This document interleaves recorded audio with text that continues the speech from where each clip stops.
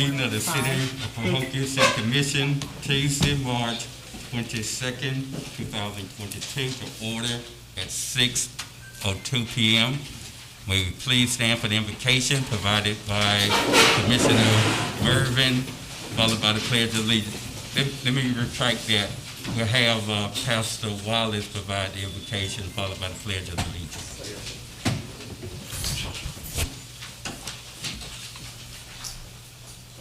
Let us pray. Father, we stop to tell you thank you for this night. We ask that you allow our hearts and minds to be clean and pure. We ask that you allow us to do the business of this city. God, give us dignity and pride tonight. God, give us integrity as we move forward by faith, making sure that the citizens are always respected and the work is always done. God, thank you for your provisions that you've made for us. Thank you for providing for our families in times of trouble. Thank you for keeping us safe in the time of harm. As we move forward, let us do so with you first in our lives, and we give you praise tonight. Let us pledge allegiance.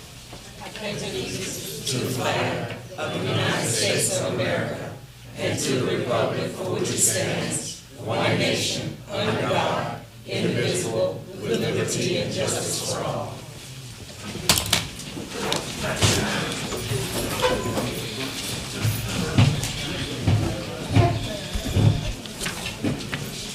Roll call, Madam Clerk. Mayor Babb. Present. Vice Mayor Boland. Present. Commissioner Gonzalez. Present. Commissioner Mervin. Present.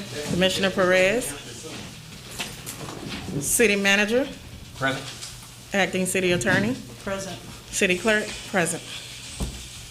Thank you, Madam City Clerk. Thank you, Commissioners. Thank you, staff, and thank each of our residents for being here tonight to participate and witness our Tuesday, March the 22nd Commission meeting. We ask that you please keep your noise to a minimum. We have a large crowd. The volume of your voice echoes throughout the chamber, so if you could do that, we would really be appreciative of that. We're going to move on with our agenda, starting with the additions, deletions, and approval of the agenda items. Mr. Chair, there's one addition for the Centennial presentation. Where are we putting that?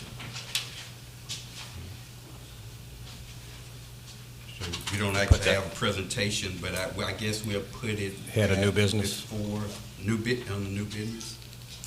Or right before.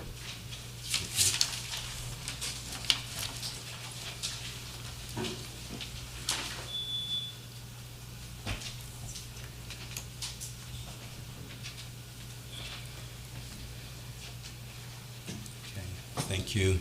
And also, I would like to request the order of the agenda be changed and have our swearing in at the beginning of this meeting to allow our newly elected city officials to take their rightful place on the podium.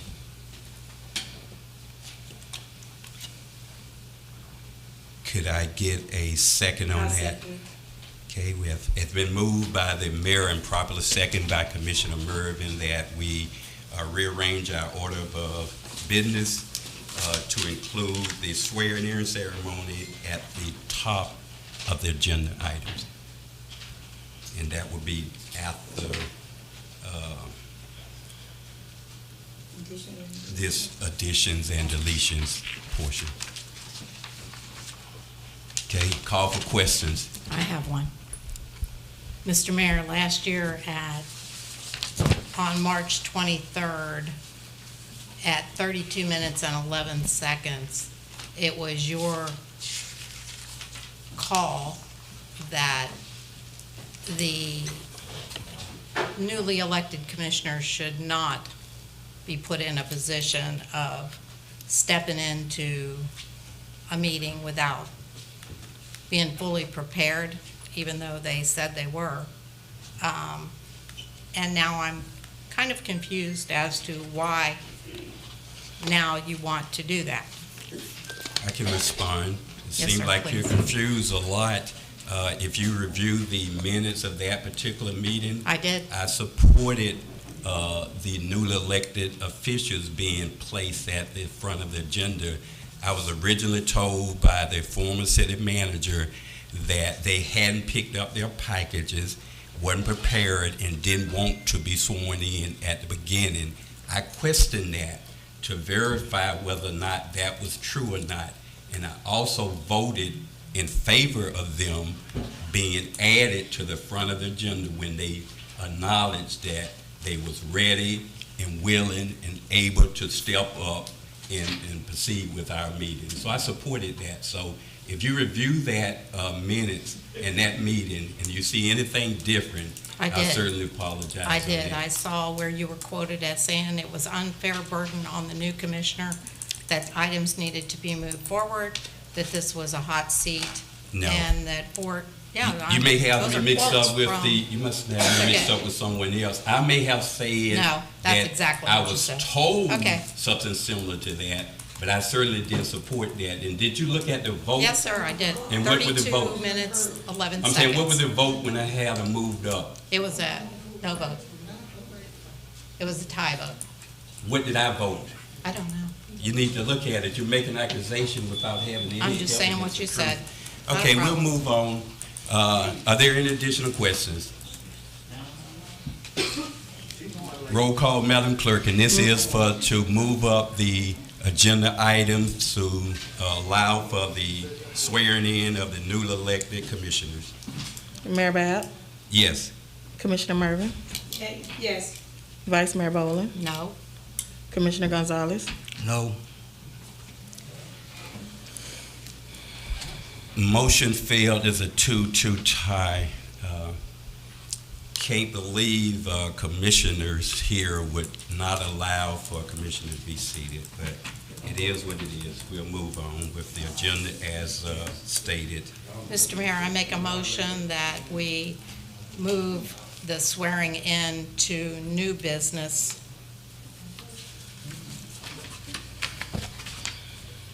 So we don't have to be regular agenda. Due to the lack of a second, we'll move on. Motion failed. What was the question? She wanted to move the swearing in to new business. What's the? Explain that again, I'm sorry. I was reading. She requested that on the agenda that we move the swearing in to new business and remove it from the regular agenda item where it's stated now presently. Okay, I'll second that. It's gonna be tied over anyways. It has been moved by Commissioner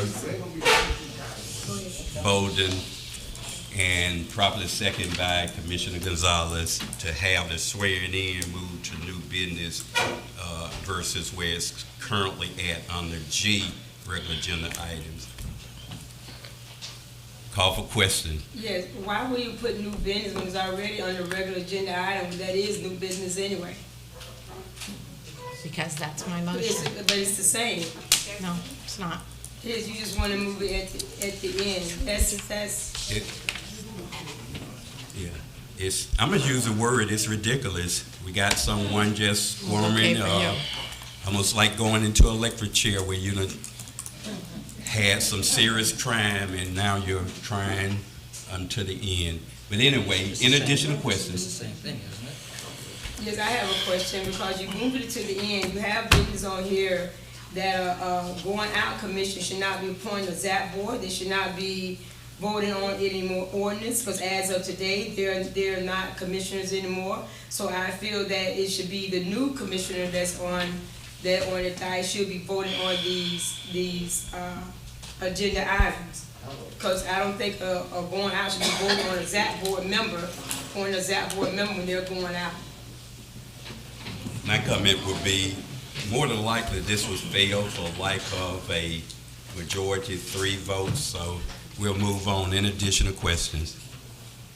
Hearing none, are you ready for a vote? Roll call, Madam Clerk. Vice Mayor Boland, Vice Mayor Boland, Yes. Commissioner Gonzalez, Yes. Commissioner Mervin, No.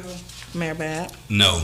Motion passed by tie vote. We'll Failed. move as, I'm sorry, Motion failed I like the other due to better. a tie vote. Okay, so our agenda will proceed as presented with no addition other than the Centennial Committee report will be done on the presentation on the new business.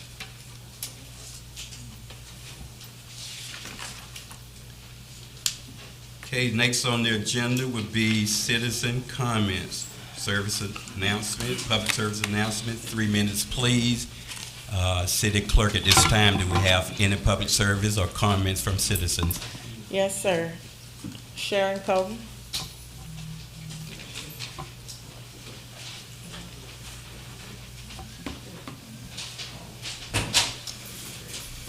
Sharon Colvin, 3096 Bacon Point Road.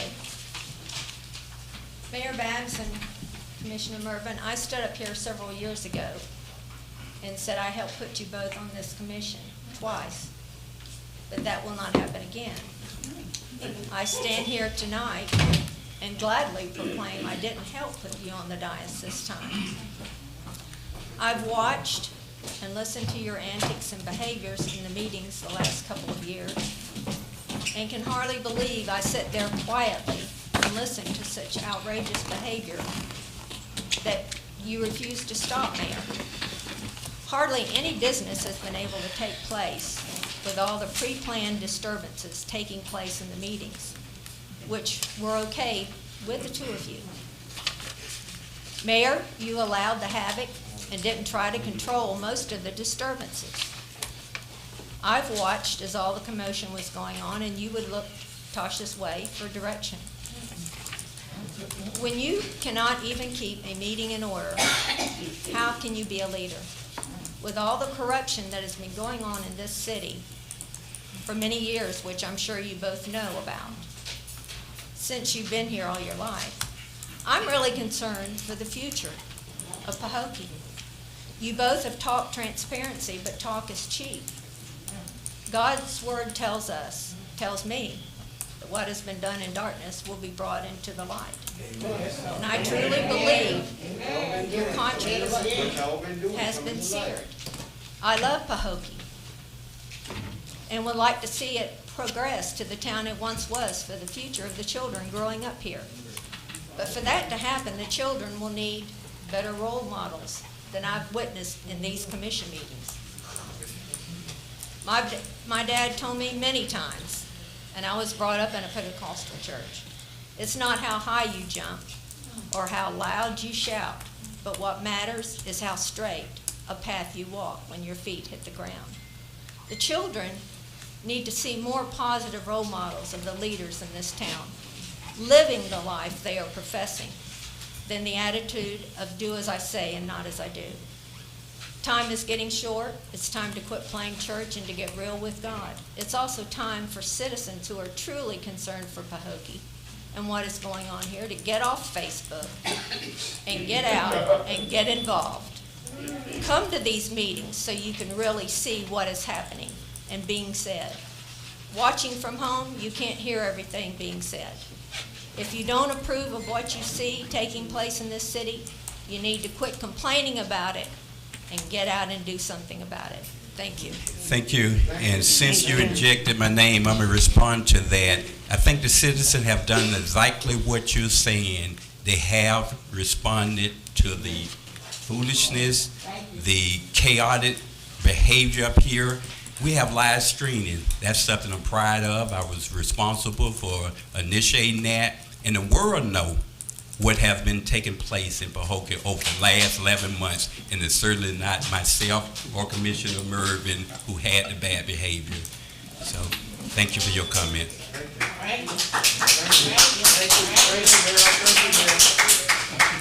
City Clerk, are there any additional comments cards? Yes, sir.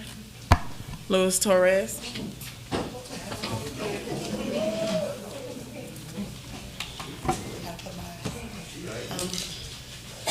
Good evening, everyone, and I have nothing prepared or written, but I just wanted to first start off by congratulating Mrs. Tasha Mervin, who will be sworn in today as Commissioner, re-swearing of Mr. our Mayor Keith W. Babb Jr., and the great Commissioner Derek Bolden. So first and foremost, I want to say congratulations for that to be taking place today. To speak a little bit about the role models that our city needs for our children, it all begins with us. So when we look at ourselves and what we're doing to walk the right path and to be role models for our children, individually, it's a task that we all must take. So I couldn't put it on anybody else's shoulder but on my own and hope that I can be of service or an example to others. So I think that's very important to say for our children. And I think that the upsetness of our city, people who live here and people who don't live here but love here, it's because of what they're able to see and hear with their own eyes. You know, it's hard for someone to tell me that I didn't hear or see what I saw. And we see that from home, and we can hear it very clear on YouTube. And I don't think when they come up here, it's pre-planned. I think it really comes from their hearts when they come up here to speak to everyone who's sitting on the dais and everyone who's listening. Really how they feel. So I love Pahokee, and I'm so happy that it's going to be celebrating 100 years, and what a great way to start off 100 years with a new, fresh start. And I want to say to my mommy that I love you, and you instilled in me a service, and that's to speak out, Mom. So I love you, Mom, and that's all.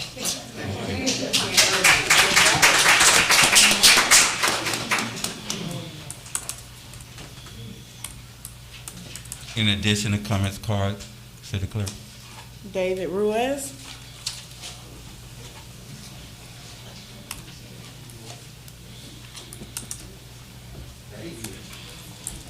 Good evening, Mayor and Commissioners. I'll be short. I'm just here to congratulate Commissioner Mervin and Mayor Babb on their re-election, and Mr. Derek Bolden on his inaugural win, which I hope will be one of many. I also would like to see this new commission be a reset to the last year that this city has seen since the last election of March 2021. If you watch the videos, and 2 or 3 of them in particular are not the example that we should be setting to our community and to the rest of the world, and I hope that we do better and try to work together as a team, as a unified commission. You can have your disagreements in private or your battles in private when you speak one-on-one with each other, which you can't obviously do for agenda items purposes, but in general. But when you come in front of the camera, in front of the public, you should be unified. Thank you. Thank you.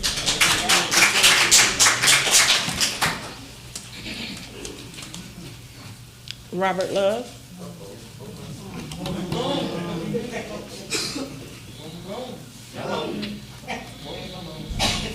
I might need 15 minutes, and then I might not need but 3.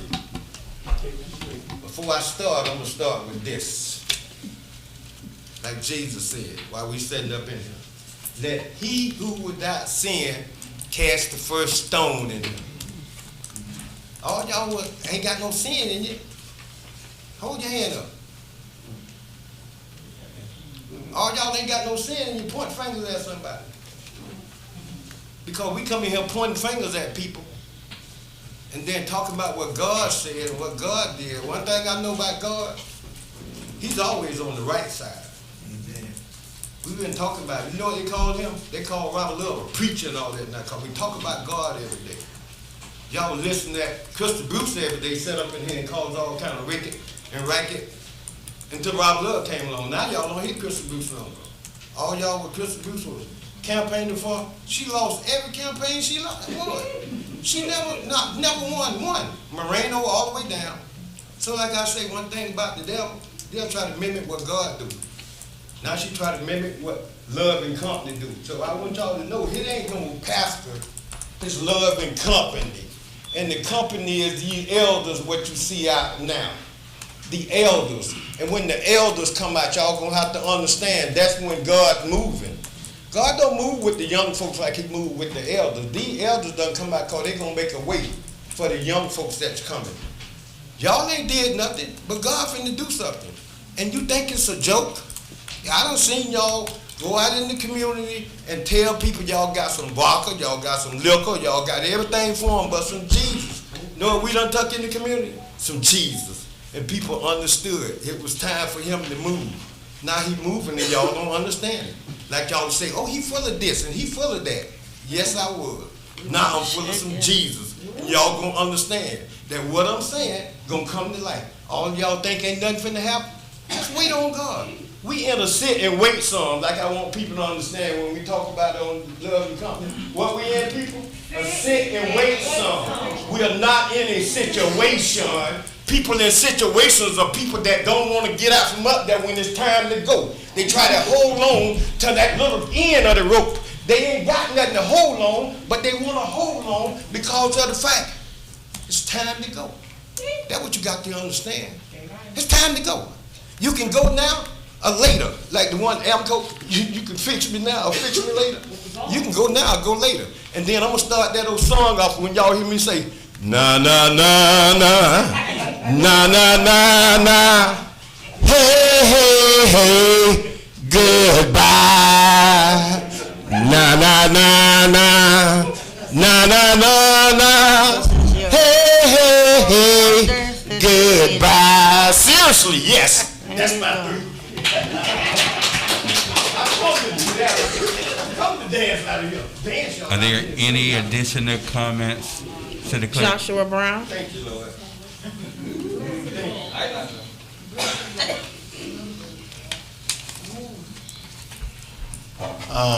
I'm Joshua Brown, and I'm sure that a lot of you all know exactly who I am. And I've never approached this stance due to the fact that I owned a business here in this city, and I was always afraid that anything that I had to speak out on, it would contradict and it would go against my business. But I've had enough. All right, come on. I've had enough. I've watched the disrespect. I've watched it online. I've watched it in person. You guys want us to respect you, but you don't even respect who we are. At the same point, I mean, you say that we outburst and we do all this different type of things. I feel like if you allow us to talk, then we won't have to do that. Then you might hear what we have to say. I also heard a couple of people say that about disturbance, but a lot of the disturbance came from up this way. It didn't come from out there. It started up here. But you know, I heard somebody also say that Keith look at Mrs. Tasha and all that different type of stuff, but as long as, and God bless his soul, as long as Mr. Brandenburg stood there and everybody else looked over there was never confusion. There was never a problem. All right, we say we want to bring unity in the community. We just celebrated our Centennial. We're celebrating our Centennial, and the committee has put together a fabulous list of things, and they did a gala, and I'm just so baffled at the participation from our commission.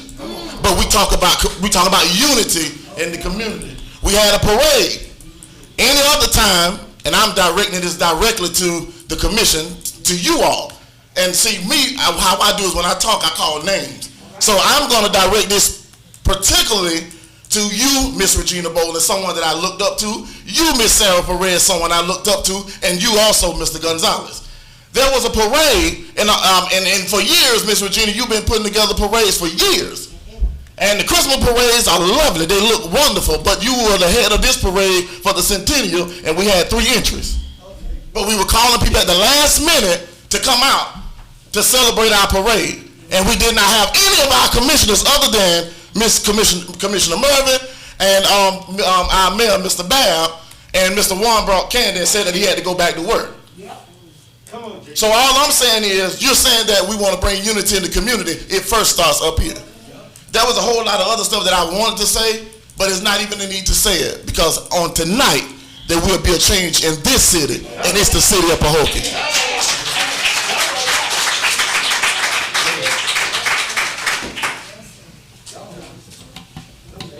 Any additional comments, Clerk? Carl Morrison.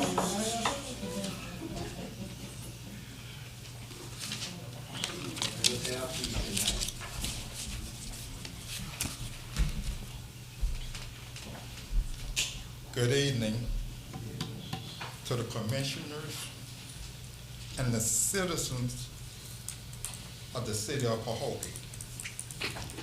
This city is in a slingshot position.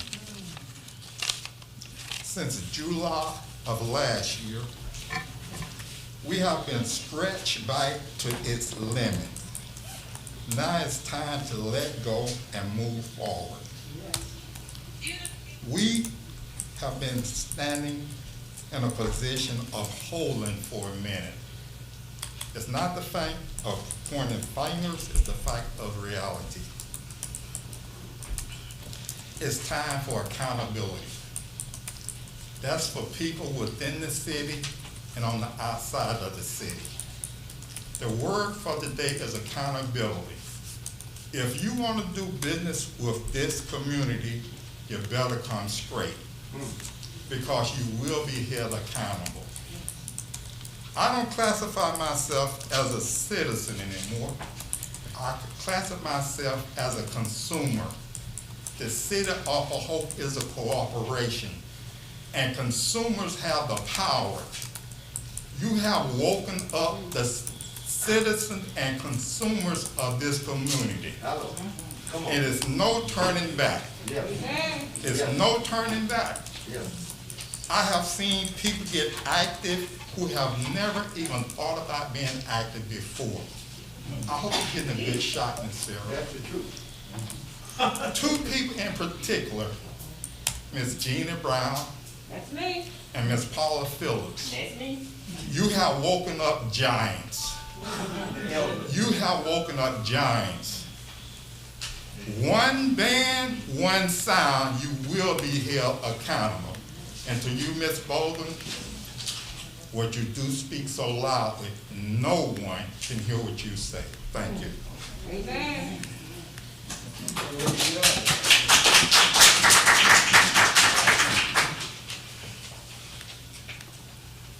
Any additional comment? No, sir.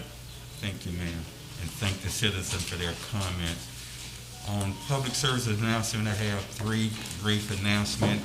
The first is we're having a job fair on May the 12th, that's a Thursday, from 12 p.m. to 4 p.m.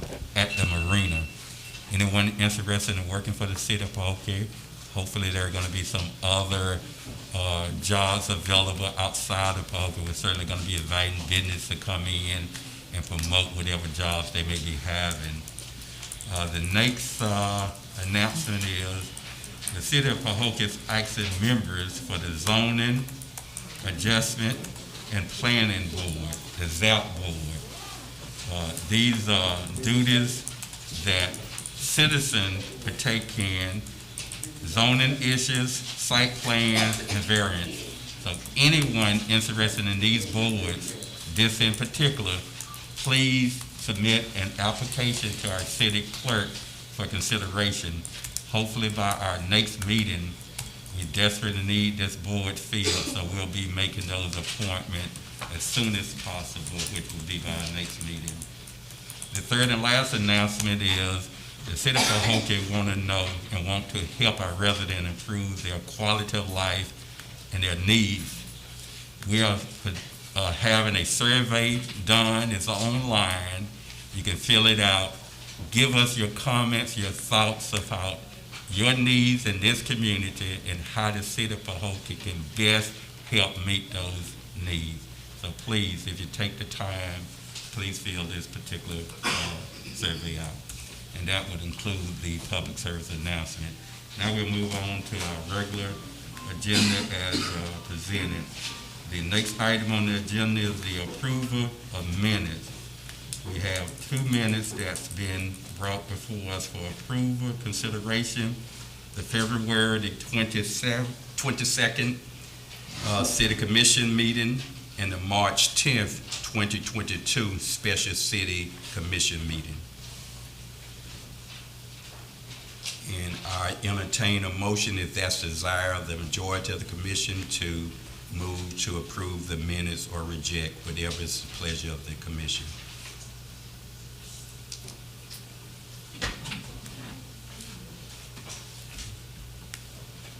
Due to a lack of a motion at this time, we're gonna move on to our next agenda item. There is no motion to approve at this time, so we'll do that at a later date. Next item on the agenda is the consent agenda item, which we have none. Now we'll move to the regular agenda, which is the swearing in of the re-elected and newly elected commissioner. And the first on the agenda would be the swearing in of the mayor, myself, Keith W. Babbs Jr. I would ask my wife if she would join me in holding the Bible as I take my oath of office. Thank you.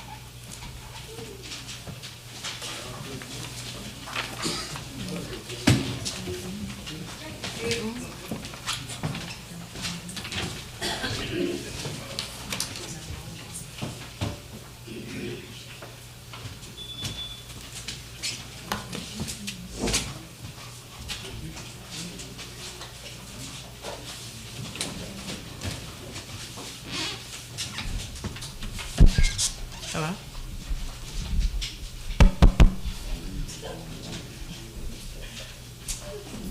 All right. Mayor Babb, repeat after me. I state your name. I, Keith W. Babbs Jr., Do solemnly swear or affirm do solemnly swear that I will support, that I will support, protect, and defend protect, and defend the Constitution the Constitution and government of the United States of America and government of the United States of America in the state of Florida. and the state of Florida, That I am duly qualified that I am duly qualified to hold office under the Constitution to hold office under the Constitution of this state of this state and the charter of the city of Pahokee. and the charter of the city of Pahokee, That I will that I will well and faithfully perform the duties well and faithfully perform the duties of the office of the city of Pahokee of the office of the city of Pahokee, on which I am about to enter. on which I'm about to enter. So help me God. So help me God.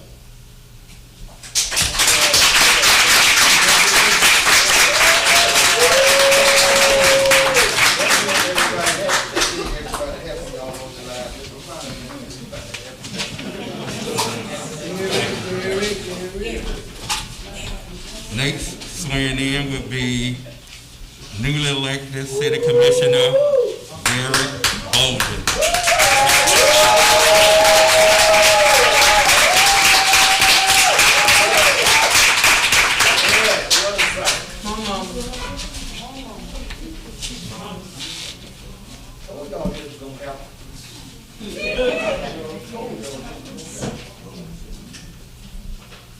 I state your name. I, Derek Bolden, Do solemnly swear or affirm do solemnly swear or affirm that I will support, protect, and defend that I will support, protect, and defend the Constitution the Constitution and the government of the United States of America and the government of the United States of America in the state of Florida. and the state of Florida.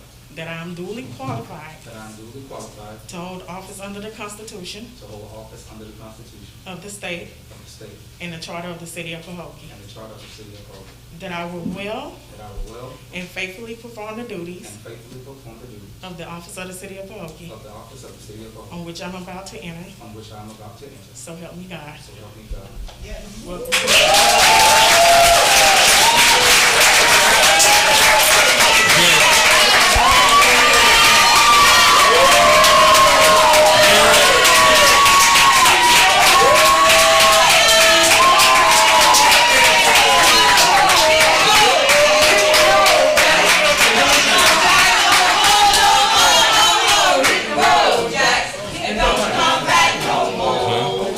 This is a swearing in, and they can celebrate a little, and they're gonna, that's not like a dignity. Holy At this time, here, have respect for we will have our re-elected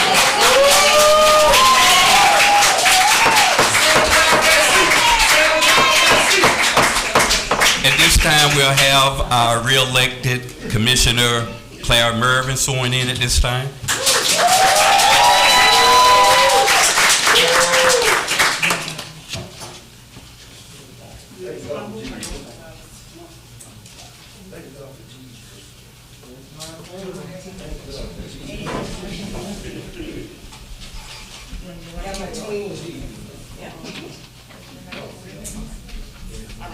I state your name. I, Clara Mervin, do solemnly swear or do affirm solemnly swear and affirm that I will support, that I will support, protect, and defend protect, and defend the Constitution the Constitution and the government of the United States of America the government and Constitution of the United States of America, and the state of Florida, the state of Florida, that I am duly that qualified I'm duly to qualified hold office under the Constitution to hold office under the Constitution of the state of the state and the charter of the city of and Pahokee, the charter of the city of Pahokee, that I will well and faithfully perform that I will well and faithfully perform the duties of office the duties of of office the city of of the Pahokee, city of on Pahokee, which I am about to enter, which I am about to enter. so help me God. So help me God.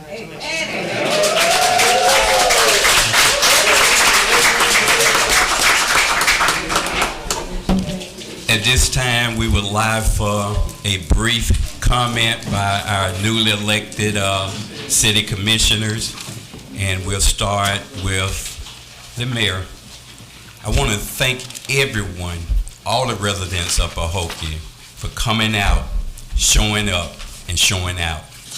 Your voice was heard. It was a clear message. Over 500 some residents voted for each of these commissioners elect. Over 60% of you decided on the direction of this city. And what we have been experiencing for the last 11 months, I doubt you will see that ever again. This commission will work closely with our community, and you are a partner with us as we move our city forward. We cannot do and conduct business without you. You're the integral part of what we do and what we stand for. There will be unity in this community. There will be progress, major progress. I don't know if many of you all know, but there was, prior to the last 11, 12 months, some substantial progress being made, and we will continue and exceed that progress. You're demanding it, you're asking for it, and we will deliver, and we will do it in unity. We're not going to always agree, but we're going to disagree in an agreeable manner, that it won't be a showcase that we will be laughed at throughout the city. There was a lot of prayers involved in this election, not only from within the city of Pahokee, but from outside of our community. A lot of people prayed for us, that we can overcome and get past what was happening, and it happened. I would just like to thank the many residents, the love and company, and that's going to conclude about half of the residents in itself. You know, our recall committee, who brought it to our resident attention that there were some things going on that we needed to change. We needed to stand up. We wouldn't have been able to do it without your help. You the one took that ball and ran with it. We was a minority in working with a majority, but we didn't work cohesively together to move this city forward. 11 months argued and fought over a simple matter. It was more conversation on our former city manager, Chandler Williamson, who resigned it, than trying to take care of current business of this city. So we're moving forward. And again, I thank you. I thank my wife, who worked so hard in this election.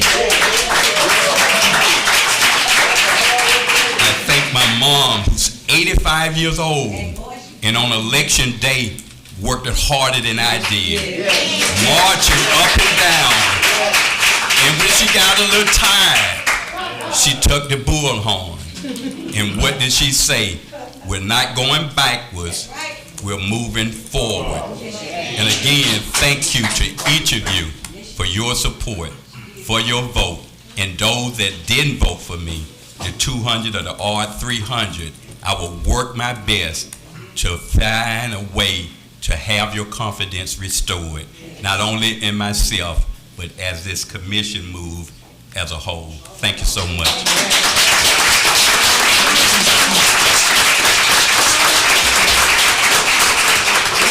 And next we'll have our newly elected Commissioner, Derek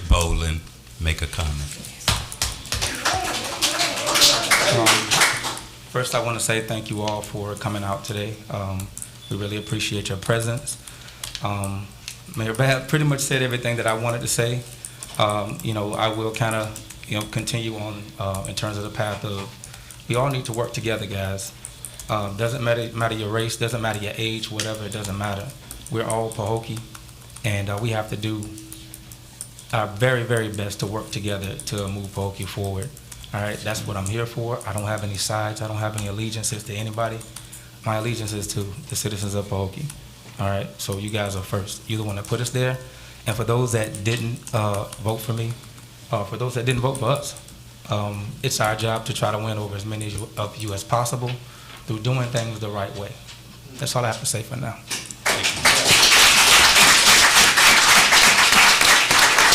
And now we're here from our newly re-elected City Commissioner, Clara Merlin. Good evening, everyone. As Commissioner Bolden have said, the mayor has really stated, made the comment, but I would like to say thank you. Thank you to everyone. I mean, that was out getting mosquito bites, out eating peanut butter and jelly because they couldn't go home to cook dinner. I will say thank you to my husband for 21 years. And I tell you, he didn't argue about any food being cooked. Some days, you know, he worked nights, I worked nights, so we didn't see one another a couple of days. Coming in, we'll call one another on the phone and say, okay, I made it home, you made it home. But I tell you, I thank God for that. I give honor to God, who is the head of my life. And without him, I wouldn't be sitting here today. So I ditto off what the other commissioner and the mayor have stated. You are our bosses. We might not get everything right, but our purpose is to serve this city. You know, we live in this city, just like you do. We ride on the same roads, shop in the same grocery store. So you can talk to me anytime. My number is 772-647-0267. I live at 357 Kismet Avenue, and I work at Florida Community Health Center. So you can find me at those places. Our church at the Pahokee Church of God. So you can find me at those places. But my big thing is to say just thank you, and it is my will, it is my purpose to work for you. That's my purpose up here. So if you have any questions or anything on why we made the decision what we made, you can come and you can talk to us, and we will give you that understanding. And I thank you, I thank you, I thank you, and I thank you. And we thank you.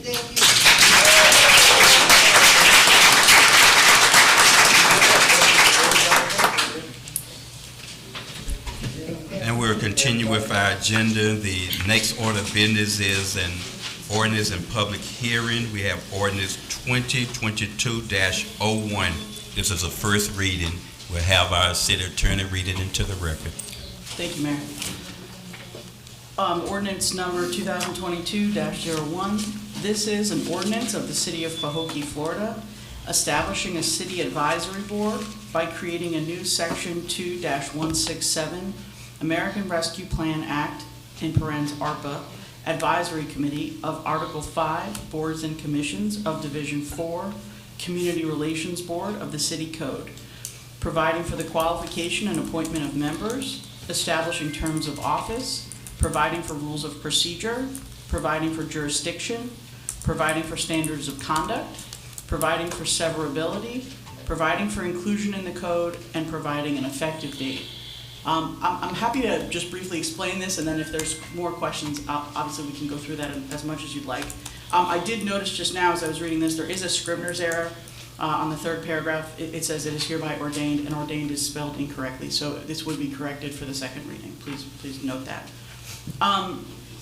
As the commission directed at the February regular meeting, you wanted a ARPA advisory board, and this ordinance creates that board. So the highlights of this board, if we go to the second page, under section 2-168, this establishes the creation, composition, term, and qualifications. And so it says, it's hereby created and established the ARPA Advisory Committee, The members will serve without compensation and shall not be reimbursed for travel mileage or per diem.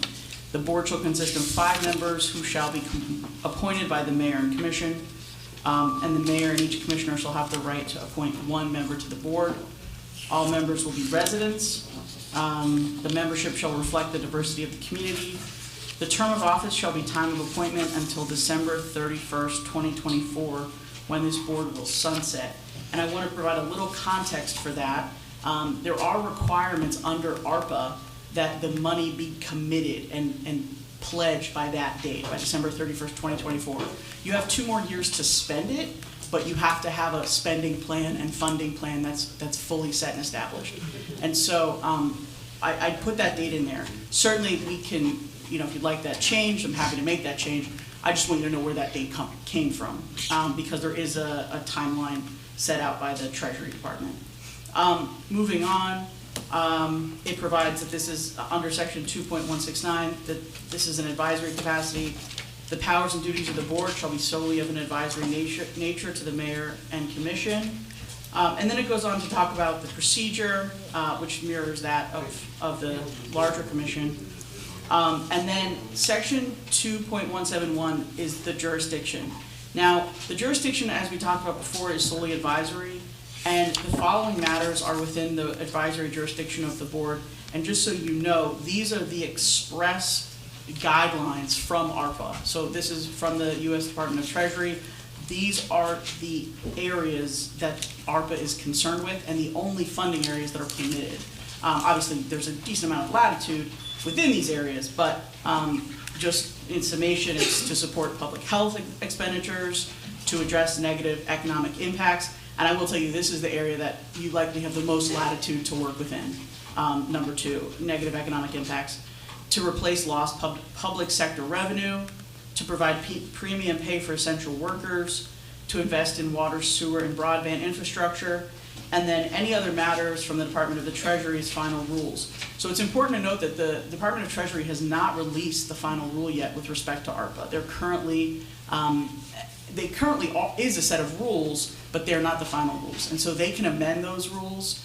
And so it's just important if the final rules come down, and say, for example, they change the jurisdiction of the previous section, that certainly the commission and the advisory committee is made aware of that, so they know what's within their purview.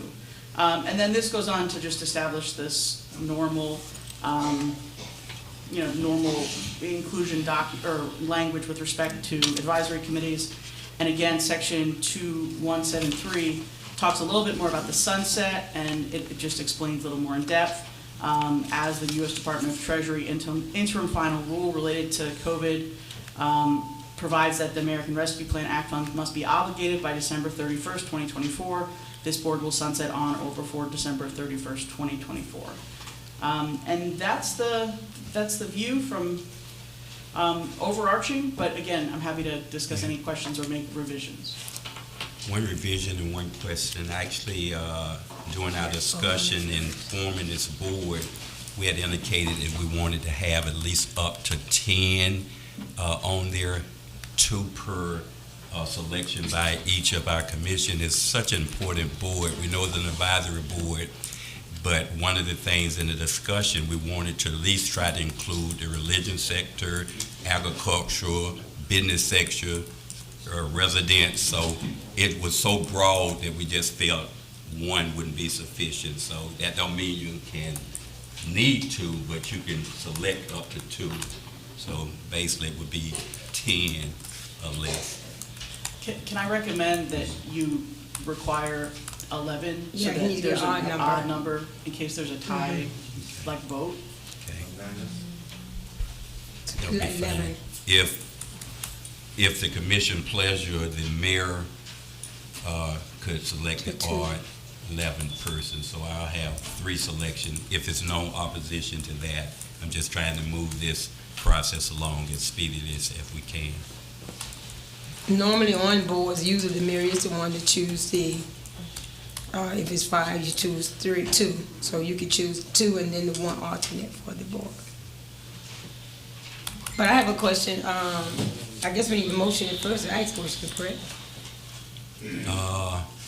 I think it's okay.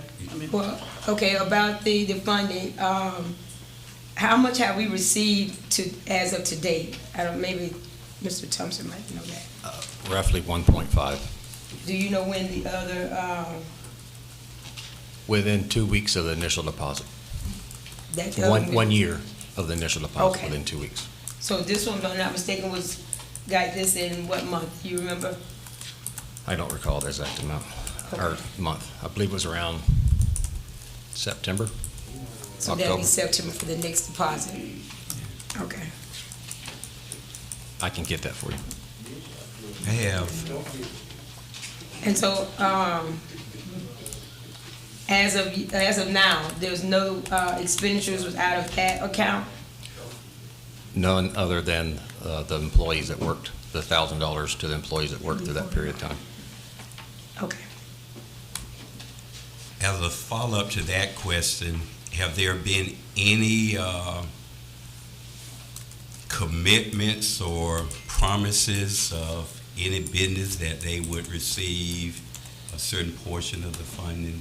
And I'm asking that because for some reason it's been out there in the community that it has been some individuals that promise some of this funding. None at all. We've had some private citizens come in and ask about it, inquire about it, what they have to do, and I've told them there's nothing in place as of now. Okay. And my last clarification is, I remember in previous meeting you emphasized that infrastructure, and I know that's one of the areas that we could address, but I just want to let the residents know that's only one of 7 major areas that can be funded and provided services to. So just be clear on that. It's not only infrastructure, it's several areas, and the attorney have listed, I believe, all 7 of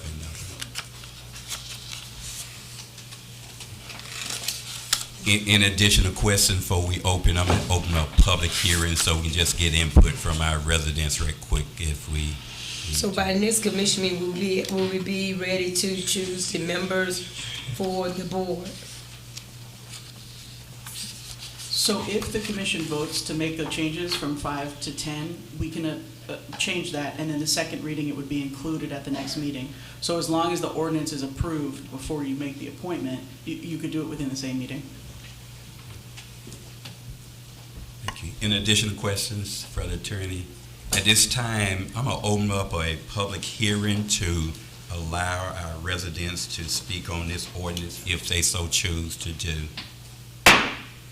I now open the public hearing for ordinance 2022-01. Are there anyone in this audience that wish to speak on this ordinance?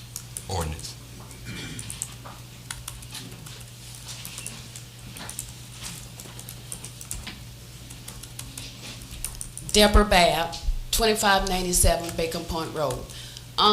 My question, he said there's seven different categories. Can you read off the 7 categories so the citizens can know what this is about? Mayor? Yes, ma'am. Thank you. So just so you know, I listed 6, but they're extensive, so likely it may be listed by the Treasury as 7 in some other publications. But I'll read them out. They're very, they're broad, so I mean you have a decent amount of latitude. Number 1, to support public health expenditures by funding COVID-19 mitigation efforts, medical expenses, behavioral health care, and certain public health and safety staff. Number 2, to address negative economic impacts caused by the public health emergency, including economic harms to workers, households, small businesses, impacted industries, and the public sector. Number 3, to replace lost public sector revenue using this funding to provide government services to the extent of the reduction in revenue experienced due to the pandemic. Number 4, to provide premium pay for essential workers, offering additional support to those who have borne and will bear the greatest health risks because of their service in critical infrastructure sectors. Number 5, to invest in water, sewer, and broadband infrastructure, making necessary investments to improve access to clean drinking water, support vital wastewater and stormwater infrastructure, and to expand access to broadband internet. Number 6, any other matters from the U.S. Department of the Treasury's final rules, once released, related to the coronavirus state and local fiscal recovery funds established by the American Rescue Plan Act of 2021. Okay. Only one other thing to add. I know some cities have started using the money, and I just asked the commission, sometimes you can ask someone else what they did so you can get an idea, and then you can bring it back to the table. Because when you choose the people, that'll help them, and that'll help them for is what they can use the money for, because it's for the citizens. So the citizens should be able to understand exactly what they're entitled to. Mayor, would you like me to respond? Yes, if you wish. Sure. Yeah. So I will say that there have been a number of cities around the country and in Florida who've been very transparent, and they've published what they've spent their money on or what they plan to spend their money on, and they're readily accessible online. And most of them haven't spent all their money, but they certainly have created their funding plans, and so they're very easy to look at. And I will say there are a number of think tanks on both sides of the aisle who've also published different studies and write-ups saying, we believe this is the best use of this money, or this is how cities of this size can use this money. So we're fortunate in that there's quite a bit of material and literature out there, both of cities that are doing it and spending money or planning to spend money, and of, I guess, academics, you'd say, who are saying this would, make the biggest impact, bang for your buck. So there's certainly, those resources certainly do exist for the committee to access. Thank you. Again, this would be an advisory committee, but we're certainly gonna take all considerations into factor when we do make our final decision as a board itself. And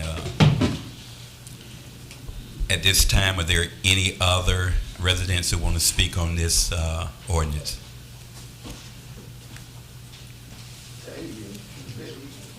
Good. The only thing I would mention is some sort of attendance policy for the board members, because one of the issues we had on the Centennial board is the number of people that were appointed by commissioners who either never showed up or came to a couple of meetings and fell off. So since this board obviously is important when it comes to these funds, 2-3 meetings consecutively, if they're missed, they could be alternate, could take place or whatever.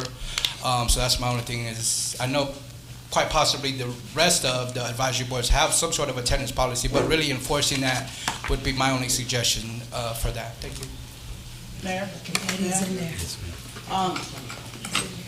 Just so you know, and I apologize, I didn't read this when I went over the overview. In section 2.168, creation, composition, term, and qualifications, letter E, it says, in the event that a member of the board shall be absent from a duly called meeting of the board for 3 consecutive meetings, or in the event that the member has 3 unexcused absences in a calendar year, then such member shall be subject to removal as a member of the board by vote of a simple majority of the remaining members of the board. So that puts the onus back on the larger committee to say, obviously the secretary or whoever's designated as such would say, okay, this person has missed these 3 meetings consecutively or in a calendar year, and the board can vote. Obviously then it would come back to the commission to replace that person if you wanted to replace them. But that is in there, assuming that the commission is okay with this policy. Okay. My other question, if I could ask at this time, the selection of the chair. I know there was some previous conversation where some even felt that the city should appoint the chair. I always felt that a community board should be elected by the board itself, just like a jury.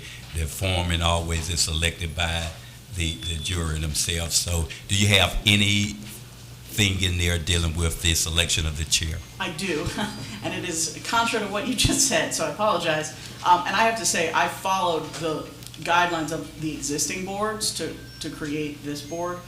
So this is from the existing Community Relations Board section.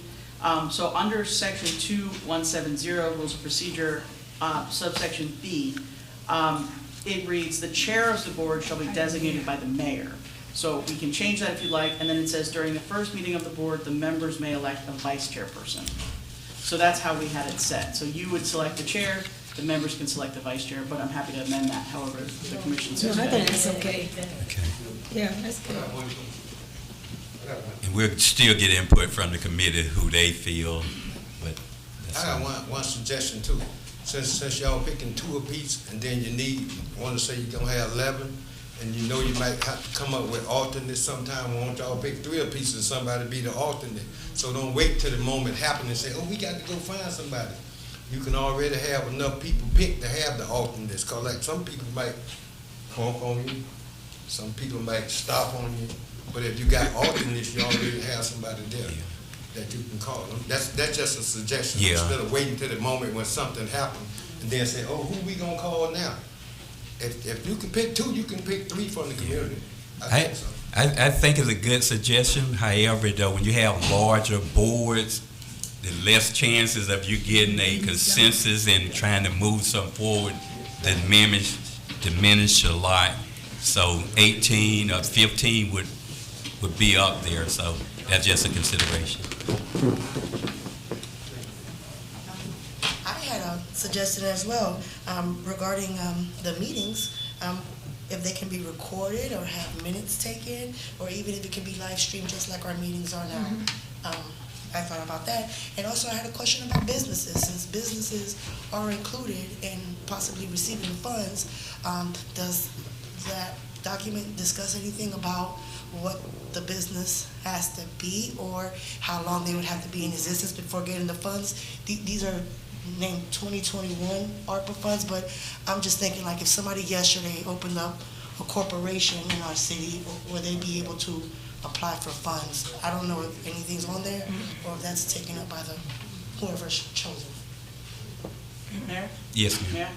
Yeah. So 2 notes. With respect to the sunshine, the board is subject to the sunshine law. So it's under section 2-172 sunshine law.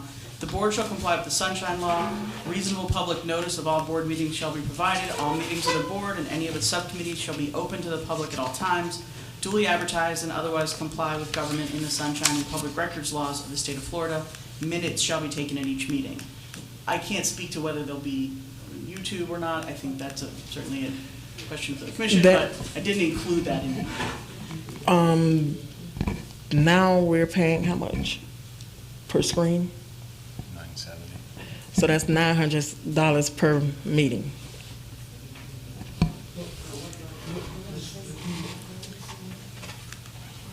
The second question, if I may, Mayor. So this ordinance does not speak to any of the requirements or guidelines of ARPA other than framing out what ARPA monies can be spent on in a broad sense. I will caution you to, exercise extreme prejudice and prudence with this money because the federal government will always come back to get funds that are misappropriated or misspent. So, and it gets very expensive and complicated to contest it. And so I would urge you to ensure that both the accounting and the expenditure is 100% at all times and ensure that there's very good oversight with respect to that. But saying that, the federal government did want to deploy this funding in a strategic way to help communities, which is partly why they've established what I would consider fairly broad categories. Again, number 2, to address negative economic impacts caused by the public health emergency, including economic harms to workers, households, small businesses, impacted industries, and the public sector. That's a hugely broad category. That's certainly the category where a lot of other communities are creating their programs. I would call direct aid programs. So you have a decent amount of latitude. I would just ensure that, so say for example, that's actually a good example. I don't know this, but my instinct based on other cities I looked at in creating this ordinance, if a business was not in existence at the beginning, or there's usually a day that the Treasury says this is the day, they likely wouldn't be eligible. The PPP program is a good example. They had a hard deadline, right, established by the government, which was if your business was not in existence on X day, you were not eligible for the PPP funding. So I would say that that's the type of thing you want to be very careful about, and obviously that the date of existence, is totally in alignment with the Department of Treasury's guidelines. But saying that, certainly they do the money is intended to provide aid from the COVID-19 crisis. So, I think, again, there's fairly broad discretion. I have a question. What about ethics class? For the committee? That's on the next meeting. Of the ARPA? Yeah, I certainly didn't address it other than, I did say that, for example, I established the rules of procedure, which says that the board themselves may adopt rules that are not inconsistent with the ordinance of the cities and laws of the state, and shall utilize Robert's Rules of Order for parliamentary procedure. It does say that all rules of procedure or bylaws shall be approved by the city attorney prior to their adoption and implementation. And again, this mirrors the other existing boards of the city. In the event of a conflict between the board's rules of procedure or bylaws, this section prevails and takes precedence. So there's not anything in particular in here other than, the sunshine law.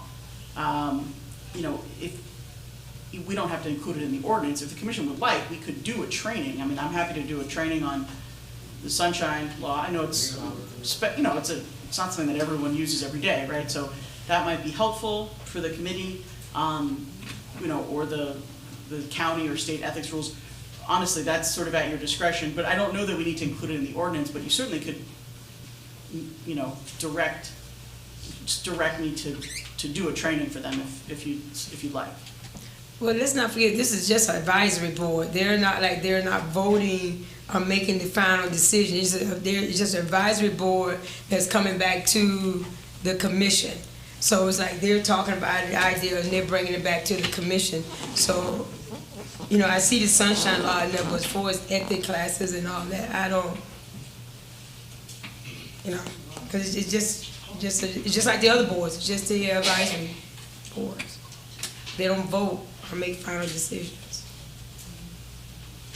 The Centennial Committee did. Question. Is there anything on the books in reference to how many committees or anything to the effect that an individual can be on in this city? I thought it was two, I but couldn't hear you. the city clerk may be able to address that. I didn't hear you, I'm sorry. I said, is there anything on the book as far as the number of committees That an individual or can serve boards on? that an individual- yes. Not at this time, and I did discuss that with the city attorney, and she basically said that's up to the commission, because I was saying that most of the same people are putting in for all of the boards, and we're gonna need new people on each board, but I can't make any determinations. That's the city commission can determine whether there can be a limit of boards they can serve on. But at this time, there's nothing on the books. No, sir. Thank you. Anyone else want to speak?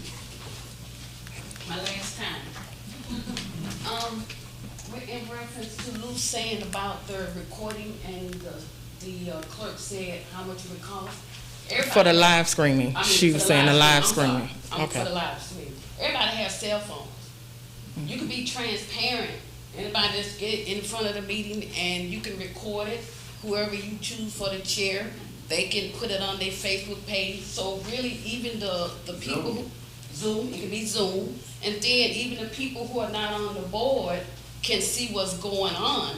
And then if they see something that's going on, they may come to the next commission meeting, give an input, but at least the whole community will be part of it. They may not be on the board, but they still could be part of it, and it won't cost any money, and you got transparency. I understand that, but you have to also keep in mind it's a public record. So once it goes on somebody's personal page, it's no longer ours. I can't make them keep track of records. When I get a record request, it comes to me. Okay. So it has to be logged somewhere within the city. So what they did for the Centennial, with the Zoom, you can't, like That- I did with the Zoom. Go ahead. They shouldn't worry about how much money. They messed up $74,000 for this year. But I'm just making a suggestion. Yeah. If you look at other municipalities, their committees are not live streamed. Just like you said, use the other municipalities as examples and look at other municipalities. Their committees are not live streamed, they're advisory boards. They do, however, take minutes and present to the commissioners. And normally, it's not, they take minutes and present it to, they have their spokesperson present to the commission. Also, they normally have one staff member assigned to those committees. Yeah. So normally, that's how the committees work at other municipalities. Yeah. Mayor? Mayor? Yes, ma'am. So because this is a sunshine board, the meetings would be open to anyone. Yeah. So anyone in the public can attend at any time. And again, a member of the committee should not record this because the clerk is absolutely correct. It creates a public record and then it has to be logged with the clerk. However, a member, a non-member, so say for example, Mary Citizen attends, she is welcome to record, just like anyone can record a public meeting and do whatever they want with it, and that's not a public record because she's not a committee member or an elected official or a staff member. So that's the nuance. But I would say that the city likely, I mean, if you're worried about cost, I wouldn't have an official policy that we are going to record it on Zoom or XYZ, because it then would create a little bit of a public records challenge. But again, if the meetings are properly noticed and they're on the website, you know, the dates are on the website, people are certainly welcome and encouraged, I think, to come and give their input and be involved. And we'll certainly post it on the marquee too, so the public is aware of the dates and time and place of the actual meetings to help expand the transparency of the board. Okay. Are there any additional comments at this time? Hearing none, I close this public hearing on ordinance 2022-01. Now we'll move and continue our agenda. There is no resolution. Mayor Bab? Yes, ma'am. You have to vote. Could you vote on changing the number of members from 5 to 11, with each commissioner appointing 2 and the mayor appointing 3, if you don't mind? And then the next reading would be considered the second reading. Okay, could we have a motion to that effect to increase the board members from 5 to 11, with the mayor appointing the 3rd member, and what was the second? Each commissioner appointing 2 instead of Each 1. commissioner appoint 2 and the mayor appoint 3. Maybe I make a motion that we will change the 5 members to 11, with the mayor appointing 3 and each commissioner appoints 2. Second. It has been moved by Commissioner Mervin and properly second by Commissioner Gonzalez that the board be increased from 5 to 11, with the mayor appointing 3 and the commissioners each appointing 2 each. Call for question. Hearing none, are you ready for a vote? Roll call, Madam Clerk. Commissioner Mervin? Yes. Commissioner Gonzalez? Yes. Commissioner Bolden? Yes. Commissioner Perez? Yes. Mayor Bab? Yes. Thank you, Madam Clerk. Thank you, Commissioners. Motion passed by unanimous vote. Public hearing has been closed. We have had ordinance read into our record by the city attorney. We've had a public hearing. This is the first reading. What's your pleasure, Commissioners? Mary, I make a motion that we will accept ordinance 2022-01 for first reading with the changes that we just voted on. Second. It has been moved by Commissioner Mervin and properly second by Commissioner Gonzalez for the adoption of ordinance 2022-01 on first reading. Call for questions. Hearing none, are you ready for a vote? Roll call, Madam Clerk. Commissioner Mervin? Yes. Commissioner Gonzalez? Yes. Commissioner Bolden? Yes. Commissioner Perez? Yes. Mayor Bab? Yes. Thank you, Madam Clerk. Thank you, Commissioners. Motion passed by unanimous vote. Now we'll move to the other items. There's no presentations. Take There are that back. presentations. There are 2 presentations. First presentation is the City of Palm Beach Garden proclamation. You have a copy of it, City Attorney? I do, Mayor. This is a City of Palm Beach Gardens, Palm Beach County, Florida proclamation. Whereas in March 1922, Pahokee was officially incorporated as a city and is celebrating its 100th anniversary. And whereas being first known as East Beach and then Ridgeway Beach, Pahokee took the seminal name for the Everglades, Pahokee, meaning grassy waters. And whereas during the hurricane of 1928, hundreds of Pahokee residents survived by taking shelter in the Pahokee High School, which is now listed on the National Register of Historic Places. And whereas the city of Pahokee is the birthplace of Ricky Jackson, former American football linebacker inducted into the Pro Football Hall of Fame, and the home of country music star Mel Tillis, who was raised in Pahokee, and others who have been enriched by Pahokee's leaders and neighbors. And whereas the city of Pahokee is the only city that has direct access to Lake Okeechobee, and the city's marina is a destination location for tourists from around the country, environmentalists, and fishing enthusiasts.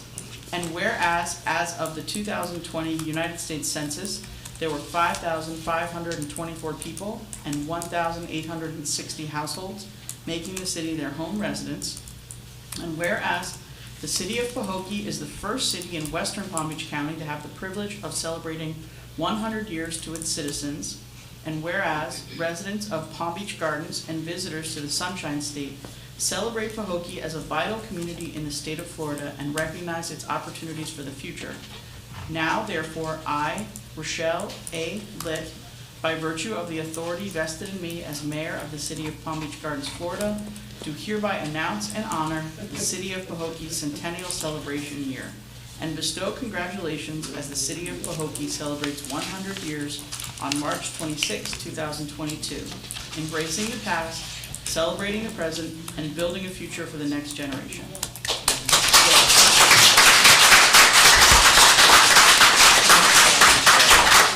I have the official proclamation, and we certainly want to thank Palm Beach Garden for that. I believe this is the first one we have received from a sister city in the county so far. Hopefully, we probably will receive a few more. This will be displayed somewhere permanently in City Hall, but at this time, I would entertain a motion for the acceptance of the official proclamation from Palm Beach Garden.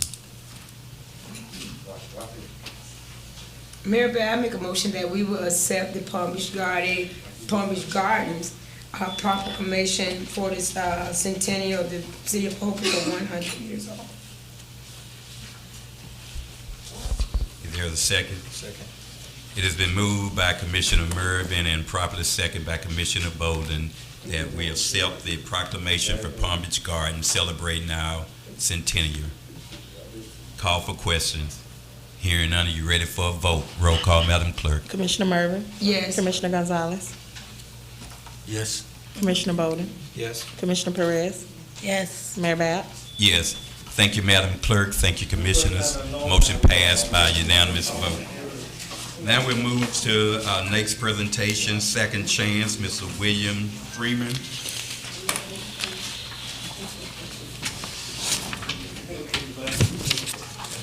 Good evening.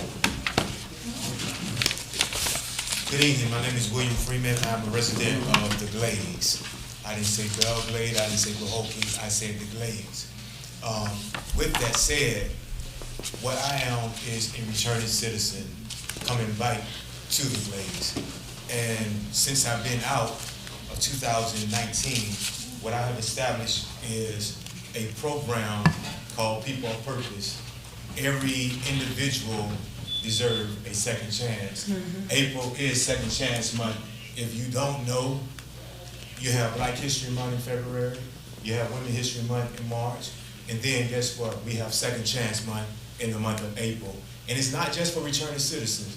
We have Second Chance Month for women that fought their breast cancer, so they have a second chance. We have individuals that had strokes and they're still living, they have second chance. But my second chance is a totally different second chance. It's because I chose to go to prison, come back out, go back to prison, come back out, go back to prison, and come back out. And this last time, come back out of prison to do a whole totally second chance. And since I've been here, I have noticed, Mayor, that the Glades area is always on the bite end of services. Yes, we do have Goodwill, yes, we do have the Lord Place, yes, we do have the Riviera Beach reentry, and we have reentry in Palm Beach County. But for some reason, the men and women that comes out of prison in the Glades area, they always left behind. They can't go to the east side of Palm Beach County and get the service that they need, or they can go to the east side and be replaced from out of the Glades. I am a product of Pahokee. I was born right here. I found my wife 3 years ago in the Belgrade area, so I migrated from Riviera Beach back to the Glades area to know who I am as a resident of Palm Beach County and Pahokee, Belgrade, and South Bay. So I say all that to say this right here. So in Second Chance Month, what we did was we put together, my organization is called People of Purpose, and People of Purpose is putting a mighty big job fair, family affair, of fun activities out at South Bay with a mini grant of Healthy Glades. So I'm asking all the residents of the Glades area to come out, participate with us, enjoy, fun, and I just heard you say you're gonna have a job fair. I definitely want to get Pahokee to sit at a table and hire some of these returning citizens that are coming over from wherever, whether it be South Bay, Belgrade, or wherever, get a job, because it's okay to put them in reentry, but then it goes a step farther. They need resources, and then we need jobs. So I do work. This is just my passion. This is my heart. I work for Goodwill at the homeless shelter. We have the homeless shelter right here in Pahokee, but I work for the one in West Palm Beach at the Annex, the big one. So I'm giving this right here to our commissioner that was with me when I won my award. So I want her to pass those around, but I also want to give all the, I'm going to leave these right here for the residents that I need one that wants them to. They can have one. It's Saturday, the 23rd of April, from 10 to 2. We have over 57 different entities that's coming out. We're gonna have ribs, barbecue chicken. We're gonna have a fun time. It's not just for adults. Bring the kids as well. We're gonna have bounce houses. We're gonna have face paint. We're gonna have a nice time. And I think that's what our community really need right now. We talk about moving forward. This is what we got to do. We got to move forward, because if it wasn't for some of the returning citizens, some of the votes wasn't been out there. But because somebody reached out and talked to returning citizens and passed Amendment 4. Amendment 4 was passed, and guess what? I can vote now. So my vote counts. That's right. So, once again, I'm going to leave these right here with our commissioner, and she can pass them out. I don't want to waste of y'all time, and I do have to go to work, so I appreciate your time. If you have any questions, I'm here for questions and answer. This is my first time ever meeting you, Mayor. I've been trying to get you for the last 3 years, but this is my first time, and I pray that you can come and be with the Mayor Wilson, Mayor Cowell on that day. That way you can show our communities that it's not just being the mayor of one city. Right. It's a mayor of all the Glades communities. Thank you. Appreciate the invitation.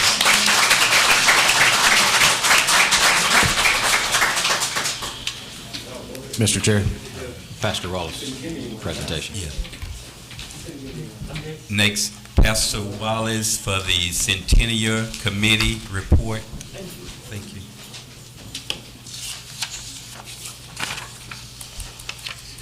If any of the Centennial team is present, if you'll stand, please. Those that work on the Centennial. Yeah, that's good.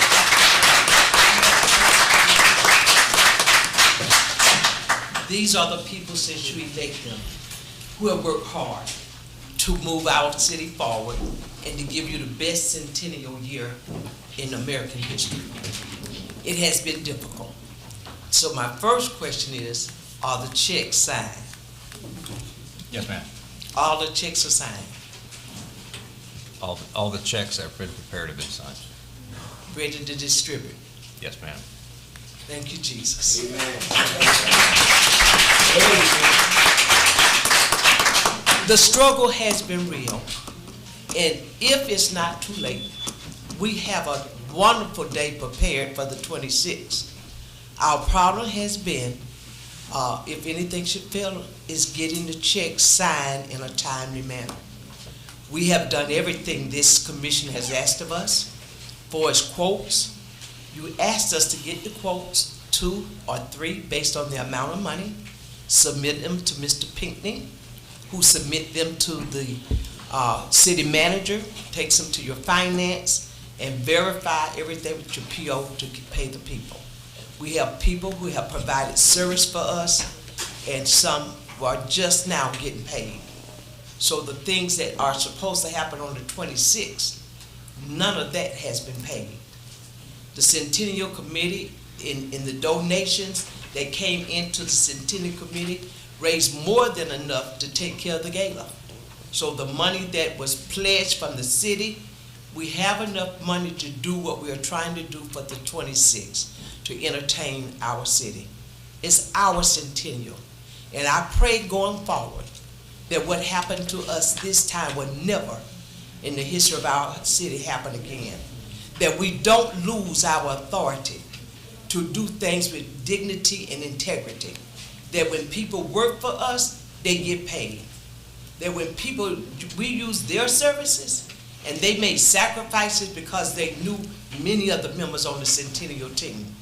They trusted us, and then we kind of dropped the ball on them, only because the checks would not, the second signature never made it on the checks in a timely manner. So on the 26th, the day starts very early. The plans are that the vendors will move in first. It should be open by 6:30, 7 o'clock for vendors. Shining show should be there. That's the cars and the motorcycles. We have activities for the children to include bounce houses, rides, food. We have food vendors. They are sending their registration to the city clerk. No money goes to us.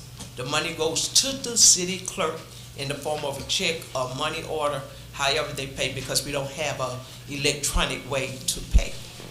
The monies that were put in were all verified by the clerk, and those are the dollars that we use for the gala. The gala paid for itself. The gala paid for Martin Luther King. The gala paid for the parade by donations from the citizens and the businesses outside of the city of Pahokee. And for the few in the city, we want to say thank you to families who have bought tickets to come. We want to say thank you to some of our businesses bought tickets for their family members. The Bolden family bought tickets from her business for her family.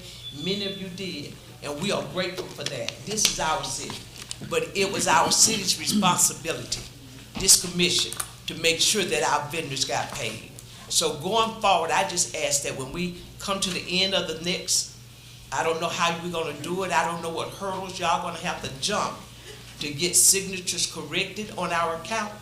But I hope we do look at the ordinance of this city and make sure we adopt something that what happened this last year will never happen again. Never happen again. That the mayor lose the authority. You're not a ceremonial mayor. You are elected mayor. And we need to respect what this city has in place. It breaks my heart, and I know many of these citizens. That's why you saw the older citizens coming out. They could be home rocking on their porch, but they came out to fight for what was right. And it don't matter who it is, because the same responsibility that we held against those who lost, guess what? Come on. From this seat to that seat, we're holding it against you. This is not going to be a fly-by-night journey. It's not. I promise y'all it won't. And yes, I know it's controversial for me being the Centennial chair, because I led in the withdrawal. I know it because I filed a lawsuit. I know it. But because I was fed up with disrespect of the citizens. And if I have to do it again, I'll do it again. I respect each and every one of you as long as you respect me. I'm 68 years old. I don't have time to play games with nobody. My family has been attacked. I've been lied on. I've been followed after, my face been put on Facebook, my car, my house.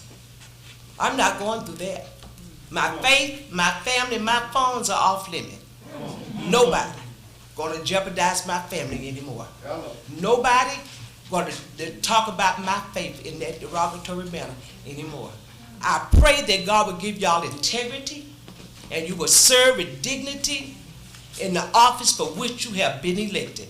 Whether the persons voted for you or not, you owe them your respect and you owe them to serve them regardless of which way they vote with. And yes, you are accountable to us, every one of you. You are accountable to us. Don't say you can't talk to us. You can talk to us. Y'all just can't be collaborating with each other when you're talking about the business that you're going to vote on. That's where you get in trouble. And nobody false accuse anybody of anything. Y'all know it. Our votes been suppressed.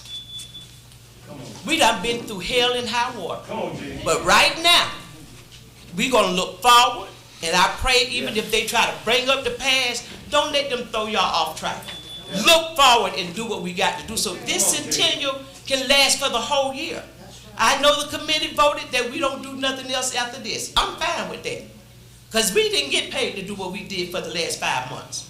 And the 2 hours every Thursday was nothing because we work on this every day. Every day. To be disrespected and talked about and lied on. And yes, Ms. Colvin, Facebook tells it all. They on every page, it tells it all. And until we stop lying on people and taking sides with people, then it ain't gonna stop. You can't stop people from talking. But if they're gonna paint your name, don't furnish the paint. That's what I'm saying. If you want our respect, give us your respect. Give us your respect, and we certainly will respect you in the office for which you hold. The Centennial Committee has been working hard. The things we wanted to do for them, we don't even have a credit card in our city. How the city don't have a credit card to do business? Come on, Jesus. Not even a credit. Y'all need to fix this.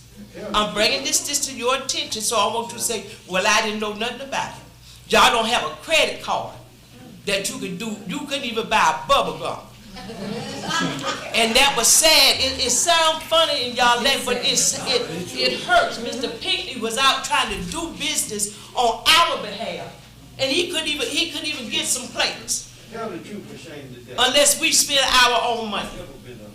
And then if the city manager can't get his refund, how y'all think I'm gonna spend my money and get my refund?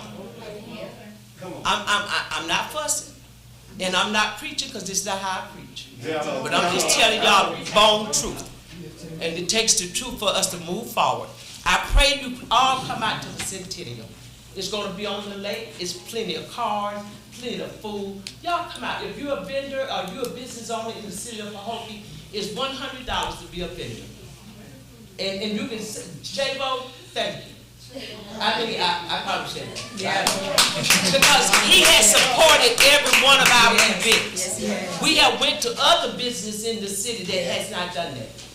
And if you, Brian Busted, thank you. Got your ad in the book. But all the businesses have not done that. They have not done that. So for those who are here, if you spending city money and you spending citizens' money, don't you want to give back to your city sometime? Hello. And some of the businesses are here because they got grant money from the city of Pahokee. And they won't sow a seed back to the same city.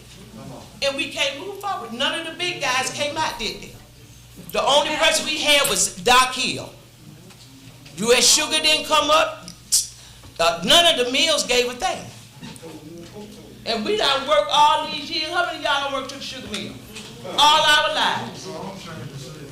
And they didn't take part in that in businesses. So I beg you that if there are some more bills to be paid, city manager, I pray Mr. Pinckney got them all in. If he has them by tomorrow, I will make sure that all checks can be signed.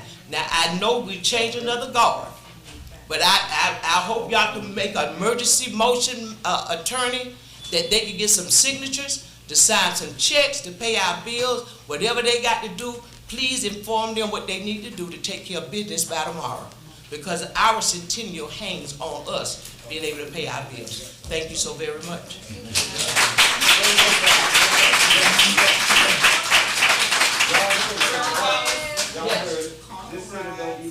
That they have a sign. The deposit, I'm sorry, did you sign it? I need to ask you what checks, I guess, have been signed. I'll get with you afterwards. No, you gonna get it. I got you. You don't have a list of them right now. Okay. But that's a crucial one, because that's the major thing for the young people, and we want them to be there. The part of it is a carnival with rides and things for the kids. It's our time to give back to you guys. Hello. This is the city. Y'all work for how many work for the city? We want to celebrate y'all. We got something planned for y'all later in the year. Alvin, I remember when you used to just pick up trash. Y'all see Alvin maybe a title now, but when he came, he wasn't doing that. 30-something years, he started picking up trash in the park. He not paying his dues to society, and now his promotion gets him where he is. But we got to give back to these people that been working like a dog to take care of our city. Amen. So I hope that these checks are signed because they are crucial. That's the last one we needed was. And the awards, EDCO awards. So I have a question, Pastor Wise. I think we got a serious issue. I don't know how we're gonna solve it. So you said you have other events planned after the 26th? Well, we did. We added them to the list of things for the centennial year, based on what Mr. Pinckney said the city normally do. Because this year is our centennial year, not just our centennial month. So we wanted to include all of our cultures, our Hispanic culture in May, Juneteenth coming up, Cinco de Mayo, all of that we support those events to show unity in this city, but you voted now at the last commission meeting that we can't do nothing else. So until y'all change that, you said no to the Hispanic community. You said no to the Juneteenth, which is a black thing. So then what are you gonna do? So I'm gonna ask y'all to reconsider that, and that y'all will allow this community to do whatever it needs to do to embrace the total culture of the city of Pahokee. Let me try to get this vote. I just want to make sure there's no hiccups or hold up on the payment. There's a check that was submitted or request for payment in a total of $16,000. So I know we have a budget of $35,000, and long as all the quotes, it shouldn't be an issue. But we're just gonna put it before a vote. And let me explain that. So we can make sure that's paid out properly. So for all the things we need, it was hard getting quotes like the tables. Then you needed 3 quotes on the table, 3 on the chairs, 3 on the machine, and 3, so many. We found one company that could take care of 5 needs. So that's why that one bill is there. They do the tents, the table, the everything, the rides, they got everything we need in one thing. So that $16,000 is coming off of the $35,000. So we got plenty left after that. Because what we spent was only what was donated from outside sources. So that when we get to the other events, if this commission so allows us, when we get to Juneteenth, we get Cinco de Mayo, when we do the Harvest Fest, and we celebrate the citizens, the employees of the city in December with the children, then we got something to do it with. More than just talk. Okay. Commissioner Gonzalez had a question. I don't know if it pertains to this item. Yes, in reference to what you said that we voted not to have these events, we didn't vote not to have the events. Yes, you did. We voted not to have a committee for the events. The events were listed way before the vote, and at the request of Mr. Pinckney. He listed to us the things that he normally do, and it needed to be a part of the centennial thing. And you voted. Who told us? I think it was former Vice Mayor Boland who made the motion that we would not do any other projects after this one. Yeah, as a committee. Is that correct, City Clerk? Okay, that's fine. So if you want to disband this Centennial Committee after this, I'm still holding y'all accountable that y'all can get out and do what we done. Because it ain't been easy, and we have got no thanks for it, and we don't want no thanks for it. Nobody got paid. I don't have a problem with the city taking care of their own business. But if you want to do it, you're welcome to do it. But we still want it done. Right. So we don't have to do it. We can sit back and enjoy it. We can still have it done. And we're willing to do that if that's what you want. We're gonna go ahead and at least vote on this payment of $16,000 so this vendor can get paid if it's the desire of this commission. Mr. Chair, The invoice it's has been 16 submitted. and some change. Could we make it even up to 17 for that one particular expenditure? Yes. Up to 17,000 approval of expenditure. Did that meet the criteria that you have 3 different quotes? That's not securing that. It's just making sure when I get the quotes and we process it, we don't have to wait till the next meeting.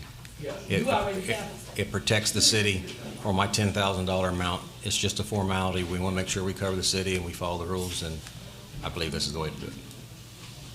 Mayor, may I make a motion that we will accept the payment of the $17,000 to cover the event for the Centennial for the 26th? Oh, excuse me, are we saying up to 17,000? Up to. And No, I that's make for that vendor. that one vendor, not the event, the one vendor. So We're saying it's 16,000 plus some change, so you just want to make sure you have enough to cover that entire payment. So up to $17,000. The other expenditures are under the 10,000 mark. Yeah, the others are under 1,000 for the, yeah, but that one need 50% deposit. There's been a motion. Is there a second? Been moved by Commissioner Mervin and properly second by Commissioner Gonzalez for the payment of the vendor that's due 16 plus payment up to 17 to cover the entire invoice. Call for questions. I have a question. How does that work? I mean, you said that you agreed on $17,000, but you don't have any quotes, but that's for the down payment. Or you already have a vendor, but you're just waiting for the other two just to meet the criteria, or did you get 3 quotes and one was elected? How does all that process go? These quotes haven't hit my desk yet, so when they do, and this is in place, the city can pay. I have not looked at the other 2 quotes. We're not to that stage yet, but we wouldn't have to wait till the next meeting. This was just to make sure the city's protected. This isn't approving this ahead of me. I still have to go over and make sure everything's done correctly. This is just making sure that we don't have to meet again and it don't hold up the Centennial. Mayor? Yes. The quotes have been submitted. That's the preferable, because he can do everything instead of quotes for the table, quote for the chair. One company gonna deliver it all, and we don't have to deal it with one. But yes, you do have, check it's all backed up, but check your email, please, and you should see the quotes from all the vendors. From Mr. Pickney? Yeah.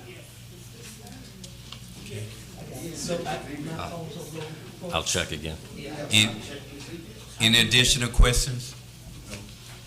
Hearing none, you ready for a vote? Roll call, Madam Clerk. Commissioner Mervin? Yes. Commissioner Gonzalez? Yes. Commissioner Bolden? Yes. Commissioner Perez? Okay, what are we voting on again? Come on. Please. We need to take care of business.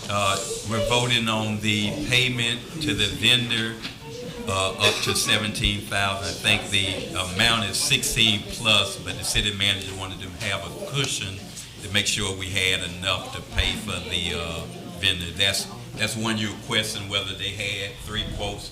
She's verifying they have 3. He would verify before making the payment final that there are 3 quotes for that. I read email, so make sure you have it. Mr. Chair, ma'am, it's just giving me the authority to write that check.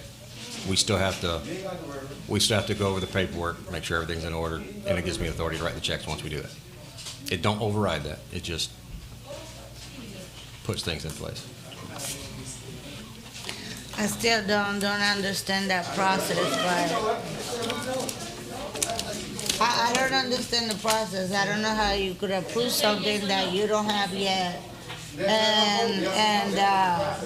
But you know it's gonna be 16,000 and something. But you only have one quote, you don't have the other two quotes, so you don't know what the other ones are. So I don't understand what it is that we're voting. I think he's not saying for sure he don't, he just haven't looked at the quotes to verify there are three.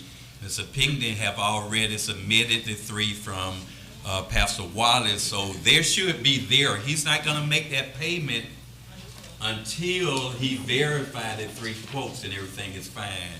He's the gatekeeper of these final approval, but what he's trying to do, because of the large amount, not having to come back and ask the commission approval, because we've been pretty scrutinizing expenditures, he just want to make sure he at least have our approval to pay that vendor if the three quotes are there.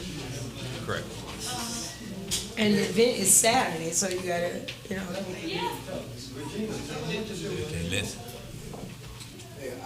Yes. Like she said, I That's what they don't want. understand. Now, they just talking about $17,000. And she making a fuss about $17,000. But she didn't make no fuss when they voted for the $76,000. Okay. They voted on that with no Listen. add even. So how come it's a problem with $17,000? Sir, to make it clear, I'm not making a fuss about the $17,000. It's never about the issue, it's about the process. There is a process that we have been neglecting to do for years. That's how you run a city, that's how you run a government. You don't just turn in an invoice and get it paid. It doesn't work that way. There is a process. I am for the process. If they want to spend $30,000, $30,000. But guess what? The same service that I'm gonna ask you to give me, I'm gonna ask him, and you gotta give me the same service, give me a price. I check all three, make sure that you're giving me everything that I want, and I'm gonna get the least expensive one. That's how the process goes. Not that you turn in one, and then you turn other two, and then, you already hire them, or you gotta give me a down payment and do all that stuff. That's the way, that's what I'm about, the process.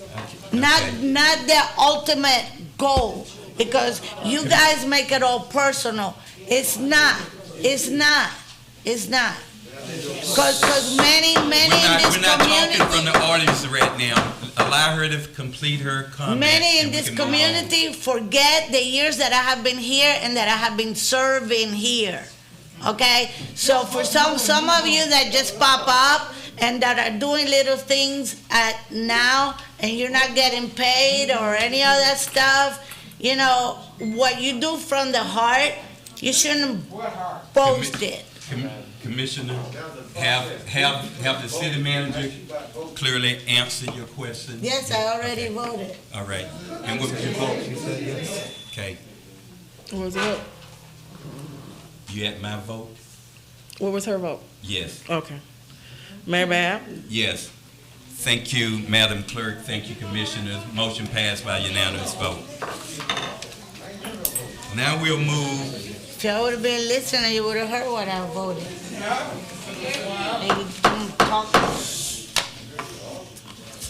Now we'll move to the city manager report. Yes, sir. All you should, Commissioner should have a report with you. It's a short summary. As the Commission's aware, I had an accident in a city vehicle on the 23rd last month where the other driver was consequently found at fault. While conducting the investigation, PBSO discovered the city vehicle had never been properly titled or registered. During the investigation, the dealership took responsibility for the lack of title exchange after the city was able to prove a payment of $599 for this service. And we will be seeking reimbursement for this amount and maybe in addition to. The insurance has determined that the vehicle was a total loss and will be issuing a payment to the city in the amount of $19,595. Road projects, Barfield Highway. As if you can see, in the last week, there hasn't been any construction going on out there in this list. Some of the mitigating issues, north of 4th Street, there's numerous conflicts between proposed drainage and existing AT&T duct bank that need to be resolved before pipe work resolves. That's the major drainage in the middle of the road. Coordination with Rosso, which is the prime contractor. EOR and AT&T is ongoing on the matter. There's also exploratory work for Palm Beach County for the proposed sanitary line that will take place this week. The area south of 4th Street, that's where they're pouring the sidewalks and finishing the curbs. Contractors having problems with getting concrete. It seems that concrete is a very high commodity right now. The bigger projects, they're taking over and supplying them and not supplying the smaller projects, and every time they get an account, it's canceled and it goes to another bigger project. So they're currently working on that. The certification of the water line by the Department of Health is pending before the water services can be tied in. Once the services and the curbs are done, the geogrid and the base can be finished with paving as follows. So as soon as they finish the curbing, they can start the paving process on the south end of Barfield. Other projects is planned in the area. Had several meetings. The state has 2 planned resurfacing projects, greatly needed. The most important one, I think, is South Lake, coming around by State Market Road, coming all the way to Main Street. Been in discussions with them, and they're still in the design phase, but upgrading some light fixtures and some new poles going down South Lake. The other one is State Market Road. That's going to be a complete resurfacing project, and I've been speaking with them on lighting improvements at the intersection of Larimore and State Market Road where the railroad tracks are, and maybe a better pedestrian crossing. Grants, met with WGI concerning the plans for MLK Park. They are currently working on a new survey. The state has asked us to cut out the facility there out of our plan. We're currently working on that. Waiting for state's approval once that's finished. WGI is currently working on writing an RFP for the demo of Bacon Point Road. Met with BDB, Economic Development Stakeholders Roundtable meeting, along with other municipalities throughout Palm Beach County to discuss the availability and the affordability of workforce housing within Palm Beach County as it continues to be growing issue for working families in our community. It was very surprising in this meeting they listed properties that were available in some of these larger cities that were county or city owned. Some of these larger cities has less than 2 acres. I was very disappointed that the Glades were not considered in this study. Pahokee alone has more available property for workforce housing than all the other cities combined on their list. Not combined in Palm Beach County, but the ones they had on their list.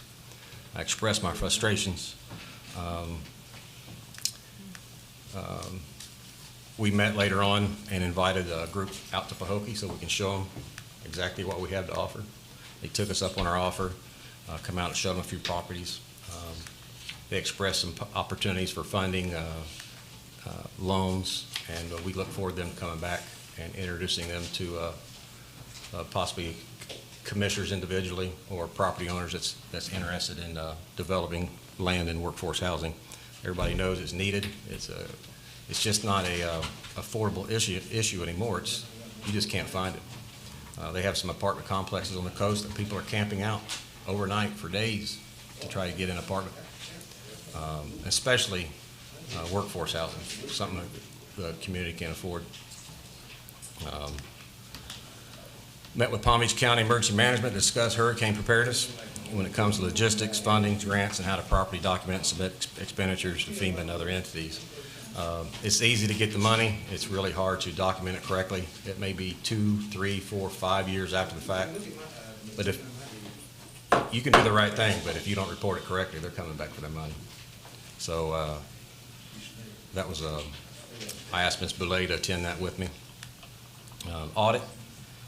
The final audit draft for fiscal year 2019-2020 has been submitted by HCT. It's being reviewed by our consultant. And the city manager is giving a report, please, in the audience, if you would. The MD&A is currently in the process of being finalized. HD will have a complete audit to present to the commission soon. Our budget, I recommend the city should have a budget workshop in the month of April for the upcoming fiscal year. We filled several open positions, one being our CED, Economic Development Director, Clerk Specialist, Cemetery Maintenance Worker. We continue to recruit and advertise for a Grant Manager and a Finance Director. That concludes my report, Mr. Chair. City Manager, if I could, I'm going to ask a few questions. I'm going to make a statement also. This report is the most detailed report we have received from you in the 5 months you've been here. Actually, it's an owner report. You had an accident in a city vehicle. It states here on February 23rd. I've asked previously for more detailed information concerning that report. You know, was there any injuries? Anyone seek medical treatment? You know, what was the damage to the vehicle? I learned just at our last special call meeting that the vehicle was total loss. Absolutely no information.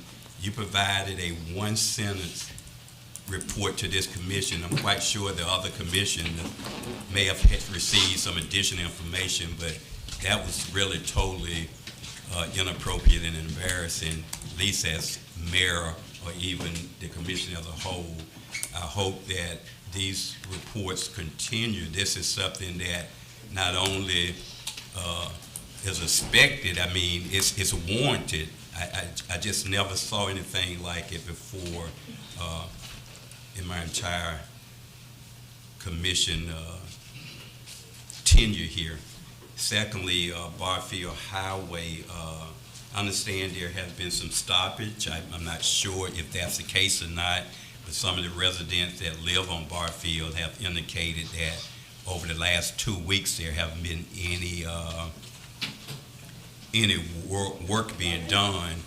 And lastly, on Barfield, we did talk about the watering of the streets because it's very dusty, and we know that most companies provide spraying of the roads so it won't be so much dust. You did address that. I don't think it's been consistent from the contractors consistently spraying the streets when they do work on there. So Mr. my Chair, first question would be... Could I answer? Yes. You are correct. Since they had stopped work, they stopped spraying, and I had to reach out to them again today and let them know, regardless whether they're working or not, they need to be there to spray the roads. Residents are complaining. Their houses are dusty. I had a gentleman come to me and tell me his dog was dusty. So it's unacceptable, and they should be out there on a regular basis. I know there's always some stoppage in work dealing with road construction, but what was the reason for a 2-week stop, and was we properly notified and provided a reason, and when would it start by? These conflicts, the design engineer has to either change the design or okay the changes. And when one, like drainage, stacks up, it stacks up AT&T. And if they don't resolve that, it can back up, and that's what's happened. And that's why there's 2 explanations, because the construction is split in 2. One has already been mostly done, and the other half is from 4th Street on. So 4th Street kind of splits the 2 portions of the project. We do have a good CEI that's holding their feet to the fire. We meet at least once a week. He meets with them several times a week to make sure the design engineer and these other contractors are working hand in hand to remedy these issues. And going back to the original comment that I originally made on the accident why no police report attached to this? I mean, this is a serious offense. That HR has been requesting this on a regular basis because there's been some a request for it. She still has not received it, but the sheriff's office gave this to me this evening. I don't have a copy. This is the first time I've got a copy of it. And when you asked me that request, it wasn't a report. It was just a statement. It was the day after. I was still pretty shook up, and I just want to let the commission know what happened. Yeah, but even the statement didn't even give a date of the actual accident. You did indicate it was on 27. You didn't give a time. You say someone else was involved, but you didn't give any really details at all. And when you sent me that detailed request, I didn't respond because some of those requests would have violated law, quite honest with you. If you'd have called me, we could have had a conversation easily. Any question for the city manager before we move on? Yeah, also on, I don't know how it could have violated law, but on the, It's HIPAA rights. You're not allowed to ask about somebody's injuries. Let me just jump in here. If I may, Mr. Mayor.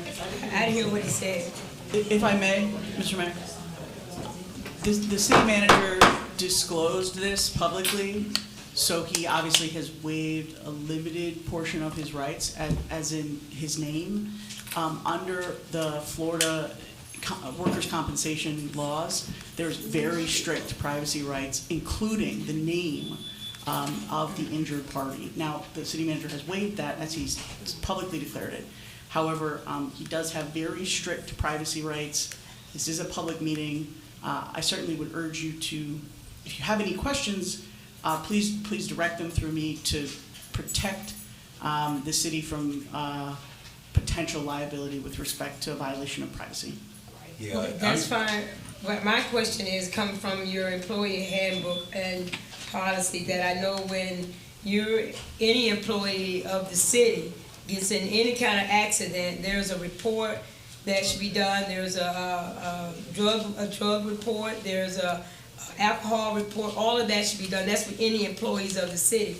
I understand has his right, but he's in a city of Pahokee vehicle, who is the property of the city of Pahokee. So we as the community, we have a right to know that there was an accident, and and actually really when we find out about the accident, it wasn't the day after. It was actually a couple of days after when we found out actually about the incident. But when you total lost a city vehicle, I think your commission should be fully aware that the city of vehicle was fully, we don't even know where the vehicle right now is even located.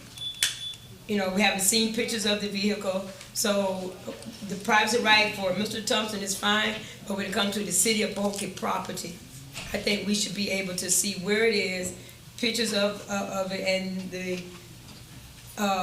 whereabouts of and how it was damaged. I don't disagree. With respect to the property of the city, certainly the commission has a right to know about that property. You know, I will tell you, you certainly can ask about that property. I can't answer that. Potentially that's a question for the human resources staff member who can provide that information, or who is responsible for fleet for the city. But I will just caution you, as the city manager is the one who was involved in the accident, I would just be cautious in questioning him directly. But certainly if you want to ask questions about the vehicle, I think we could have that discussion.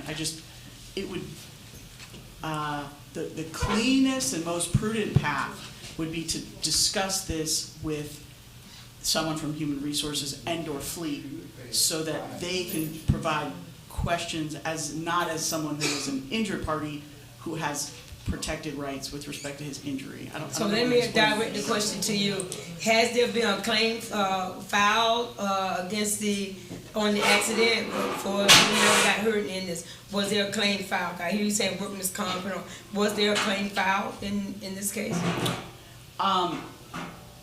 We have received notice of potential claim. Again, that's a more appropriate question for the Human Resources staff member, because I believe that's the party that handles this for the city. So I wouldn't be able to answer that question with respect to, I don't know if you recall them, but, I don't know, I can't answer that for you. The human resources staff member certainly likely has that information though.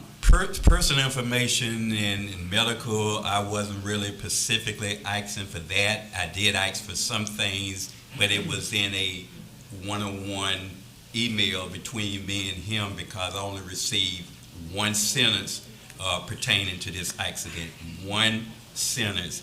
And the last time, I'm gonna just bring this out, the last time I spoke to the Human Resource Director was to request the names of employees within City Hall to give them a Christmas card, and I was accused of day-to-day interference. So that's how volatile this whole situation has been in the past. Mr. Mayor, that's very helpful. I will tell you that likely the best course of action would be if the commission requests a report from the human resources and/or fleet, and just make that request through the city manager. So at this meeting, you could say, we make the request through the city manager to get a report from human resources or fleet with respect to the public information with respect to the accident, particularly involving the city-owned vehicle. Well, with all due respect, I did that a couple weeks ago. I have not gotten anything back yet. I believe you asked for the accident report. I asked for everything that had to do with everything involving that accident. I went detail everything. I haven't gotten anything back. I believe she responded that she's waiting for the accident report. I haven't gotten anything back as of yet. Again, I can't speak to that. I will tell you that I would certainly urge that before that goes out, because of the protected information that's contained on accident reports, I certainly would like to see that as the acting city attorney, just to ensure that it was redacted correctly. I'm sure that HR director knows how to do the redactions, but again, just these privacy violations in cities with respect to accidents often happen with police officers who are involved in accidents. They can get very complicated and expensive for the city very quickly. So just at the front end, it's always good to ensure that both the human resources and the attorney are looking at anything that's going to go out, because once you receive it, again, it is public record. So I haven't seen it yet. I'm happy to review it as soon as it comes in and ensure that it's redacted appropriately and provide it and/or provide it to the clerk or manager to provide to you. We'll move on. Are there any additional questions for the city manager at this time? Hearing none, we'll move now to the city attorney's report. Thank you so much, Mr. Mayor. I wanted to just congratulate the re-elected and newly elected commissioners. Thank you so much, and just congratulations. It's an honor to work with you. I have two items to discuss. The first one is from the Florida Department of Health. So this is in your packets. It's section I, item 1. This is the Florida Department of Health stipulated agreement. So we received this on February 18th. And this spells out what happened. But basically, the Department of Health did an inspection at 190 North Lake Avenue in Pahokee. This is property that is owned by the city, or on the date of the inspection on July 2nd, 2021, was owned by the city. The Department of Health found a few violations with the lift station, and they issued a notice of violation on August 9th, 2021. And this stipulated agreement says that if the city signs the agreement, admits the violation, agrees to the entry of this order, and agrees to secure or surround the lift station with protective fencing, post an emergency contact number at the lift station within 30 days, and pay a total civil penalty of $500 to the county on or before April 10th, 2022, that this matter would be resolved. I will tell you that they have the right to levy a $500 a day fine, and so the fact that the fine is only $500 instead of a multiplier, I think is very generous of the Department of Health. I would ask the city manager, do you believe that we can secure or surround the lift station with protective fencing, post the emergency contact number within 30 days of this order? Yes, it's already been secured. It's not fenced, but it's secured, and we're working on a sign.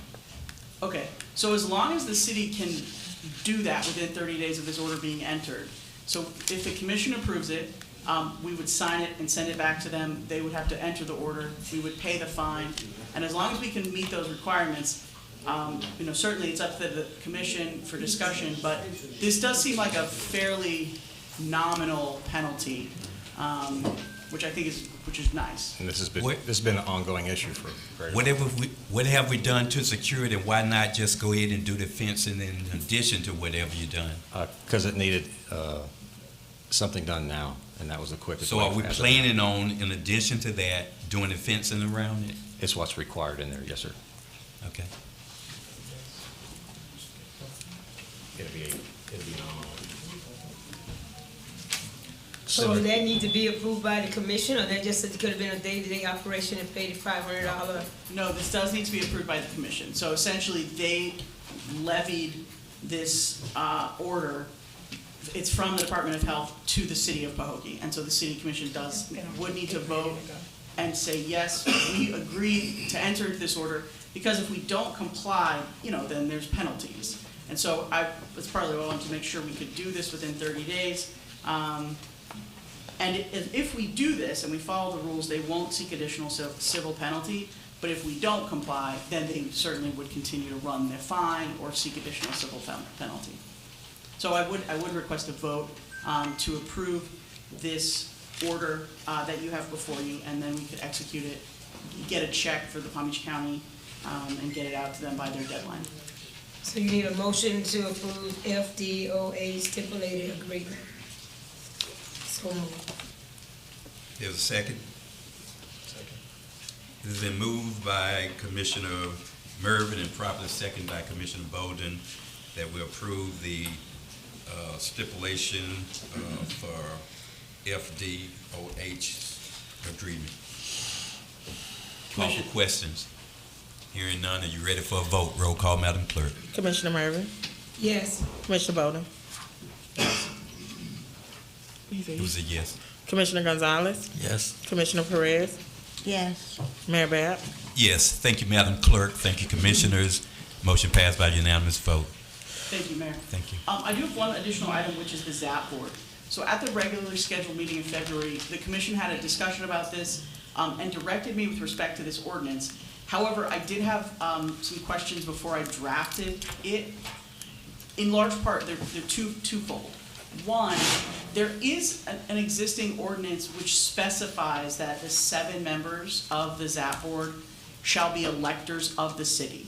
Now, at the meeting, we had discussed a recommendation that they either be electors of the city, owners of a business, or owners of the property, which would involve changing the existing ordinance. And I wanted to bring that to you for discussion and to see if you wanted to keep it as it sits, which is 7 electors, or make a change, and if you wanted it to be a mandatory change or a recommended change.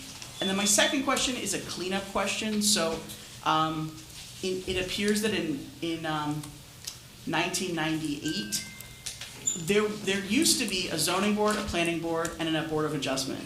In 1998, they were combined.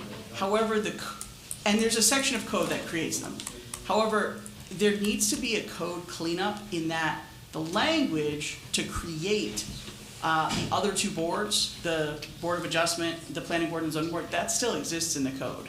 So what I would recommend that we do is strike the old language with respect to the old boards, because they're now 1 board, and make any changes with respect to the ZAP board, Zoning, Adjustment, and Planning Board, as you discussed. So really my question is, can we do a cleanup? Can I do a cleanup, which I certainly would bring before you, to strike those sections of the ordinance that are no longer relevant? And 2, would you like it to remain as 7 members who are electors, or would you like it to be changed to electors, business owners, or property owners? My preference is, if it's already an ordinance and it says electors, I don't see a need really to change it to open it up any further. This is a board we really need to get in place, so time is an essence too. That's just my input on that. Anybody else got any different? With the cleanup, you're saying, so stay as ordinance says 7, but with the cleanup, the combined take out the old and leave it as the combined. Yes, Commissioner. That would be my preference, just so it's more clear to anyone reading the ordinances. So let me ask you this, that board, what exactly does it do? They has to do with a penalty and the citing and all that? The board has quite a few functions. And so again, in the cleanup, I would just sort of put them all into where it is now and not have them in the three disparate sections. The relevant section, in case you want to follow along at home, is section 1420 of the city code. It's decision-making and administrative authorities. And so the first one is the city commission. Second one is the planning board. The third one, as currently drafted, is the Board of Adjustment. And the planning board has a response. So the ZAP board essentially does the functions now of both of them. So what the planning board does is, these are the functions and powers, and they're extensive. So I'll just go over them, and then if you want more additional explanation, just let me know. So 1, to keep the commission and the public informed and advised as to the physical developments of the city. 2, to recommend to the commission principles and policies for guiding action in the development of the city. 3, to conduct public hearings as may be required to gather information with respect to development for the comprehensive plan, as well as other public hearings that are required.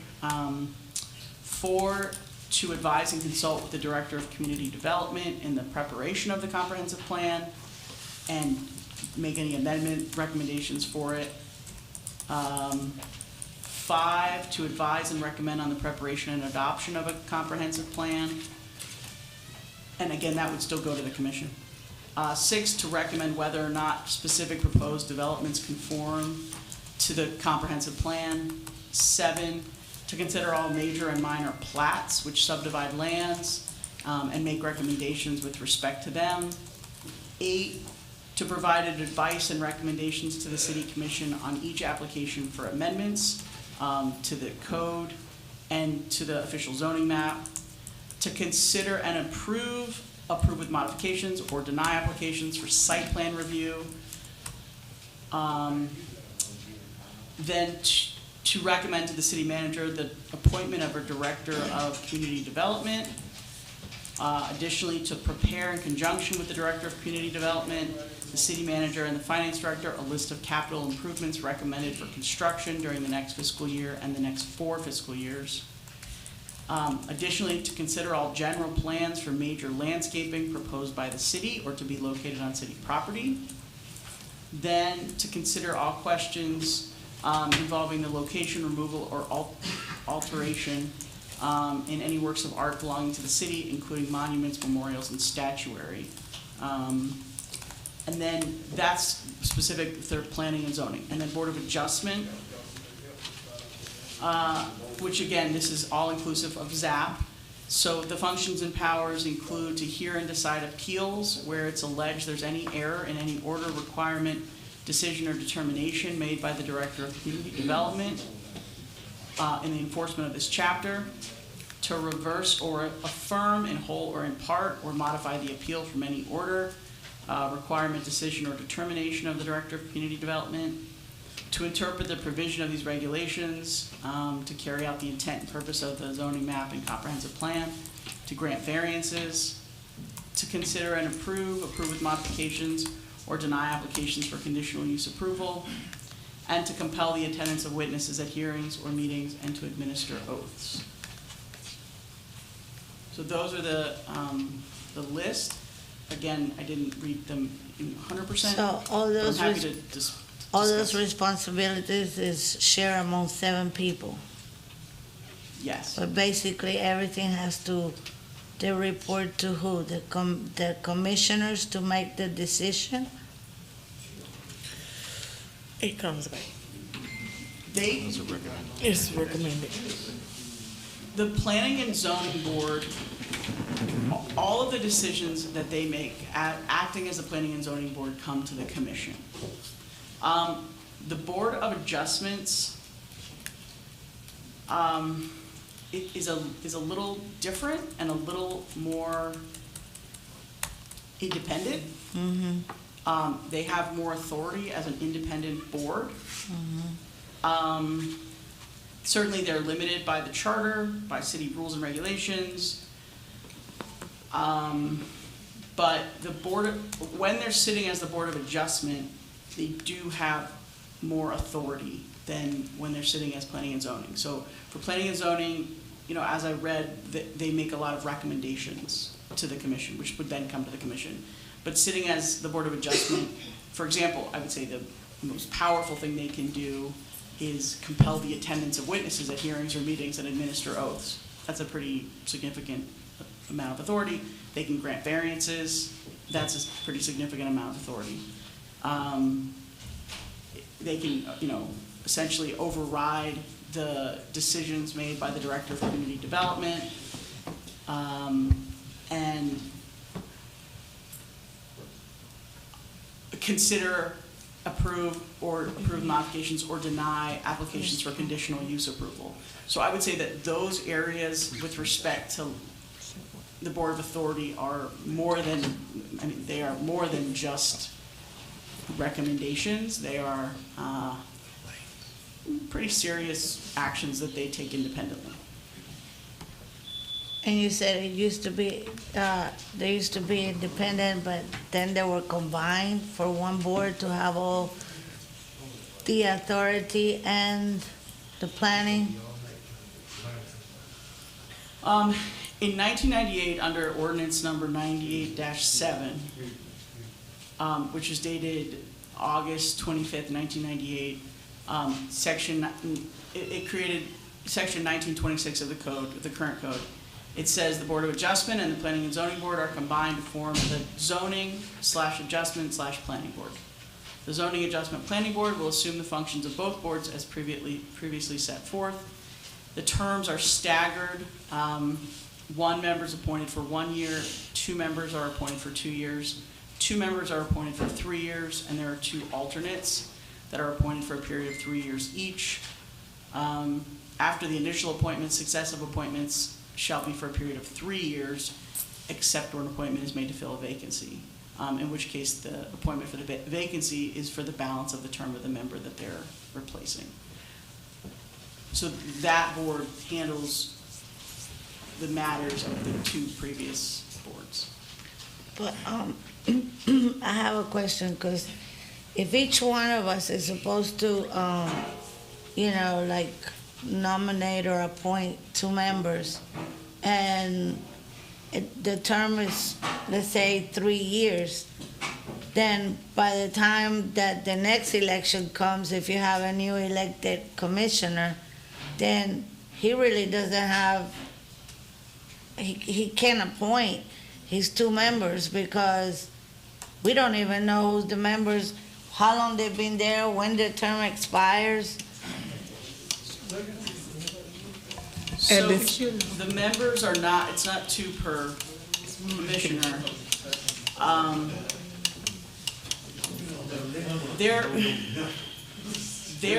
appointed by the commission. They can be removed by the commission with a majority vote, and when there's a vacancy, the commission can fill that vacancy. But it's a little bit of a different type of, Can I go? Yeah, please. So it's not one appointment per commission. You're gonna get all of the applicants, and you're gonna review them, and you're gonna make your appointment as a whole, as a commission. So you're gonna vote on each member.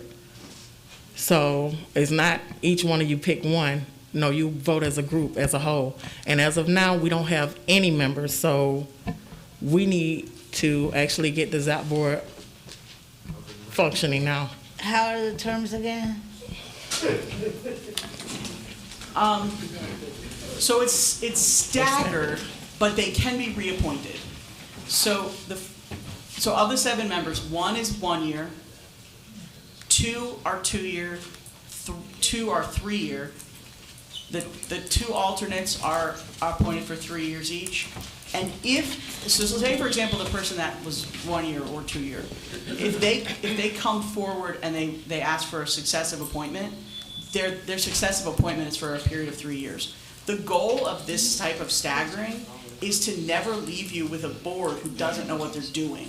Because obviously they have a lot of authority. They need to be very well versed in the comprehensive plan of the city.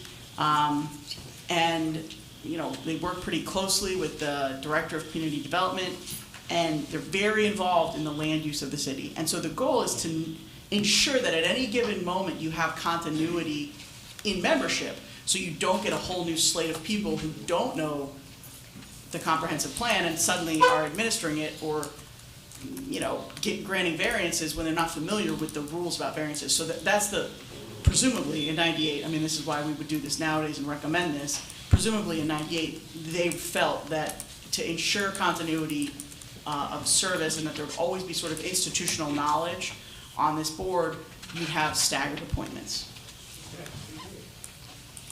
Just want to share too with the audience, these applications we have tonight, if you're interested in this board, please consider at least complete your application. We have some on hand actually tonight. This is a very important board that we need to have filled, and hopefully you have enough information to say that's something I may or may not be interested in. Is there any like requirements or things that they need to have or?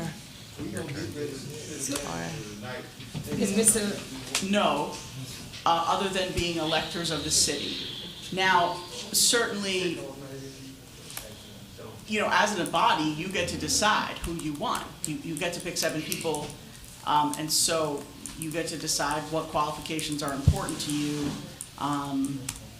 But other than being electors of the city, there's no other requirements, and being able to serve, obviously. So we had no application turned in yet, City Clerk? We do have applications turned in. At the time, we're looking for more applicants. Okay. Okay. Any additional questions on the ZAP board? Hearing none, that will conclude your report. Thank you, City Attorney. Now we'll move to the old business, which we don't have in old business. New business. I'm not sure why the City Attorney report is under there again, but. No. Mayor, if I may. So just so you know, in your packet, it's section K, item 1. This is an agreement that I provided to the city. As you know, I'm covering at the moment for the city attorney. I've been covering since the regular February meeting. This is an agreement between my firm and the city, and I want to be very clear, this is not to be the city attorney. And if you look on number 1 of this agreement, it says the firm hereby agrees to serve as attorney for the city and to provide legal representation on all matters relating to the city, which means that I would be able to, and the firm would be able to represent the city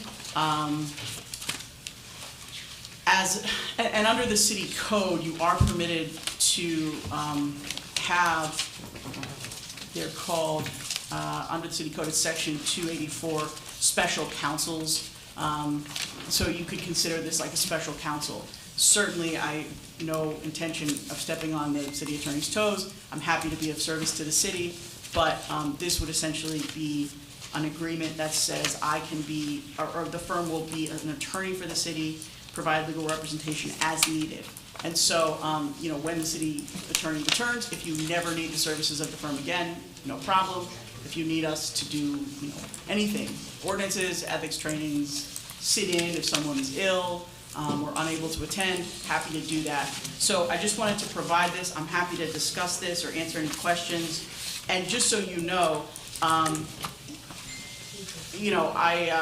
I put in here that you can terminate, I can terminate after providing 30 days written notice. So very easy to get out of if you, 5 months, 6 months from now say, hey, we don't like that lawyer, get out of here.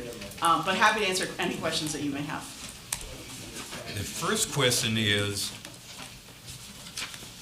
do we proceed in terminating the agreement between Brandenburg and Associates? I think that's the first thing that really need to be taken care of, and we need to get all the records that that firm hold, was it's litigations or any other legal matter that belongs in the city possession. I don't know what the actual contract calls for as far as termination, but that's something we need to really look at very soon, if not now. I have not reviewed their agreement with the city. I'm happy to do that and provide you a report. I can advise you individually or bring it to the next meeting if you'd like. Mayor Bev, I think from reading Mr. Brandenburg's contract, since he's no longer with us, the contract has already been, dissolved of. So we need to just make a motion that we terminate that that contract with Brandenburg and Associates. Because that's already been, So I think that's what we need to do tonight. We need to just direct our, as a matter of fact, that was in one of my notes that I have. We have to direct the city attorney to draw up a resolution. I got my glasses on here.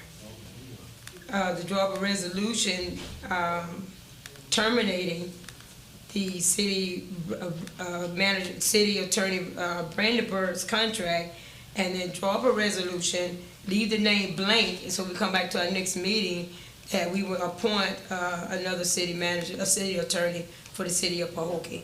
Just draw it, but leave the name blank, leave the line blank.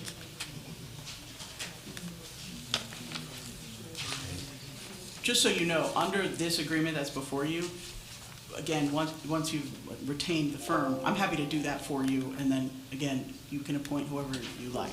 But I would be happy to do that and continue to provide any services you need until you make a final Okay, so the firm, what is the name of your firm? TG Law PLLC. Okay, but still, I would still like to make a motion, if we could, to have the attorney, now you, to draw up a resolution for, to appoint a city attorney, but we would leave the name blank, just don't fill in. I guess when it come back to the commission, they can fill in the name or whatever, but leave the name blank if you would draw up that resolution for the appointment of a new city attorney.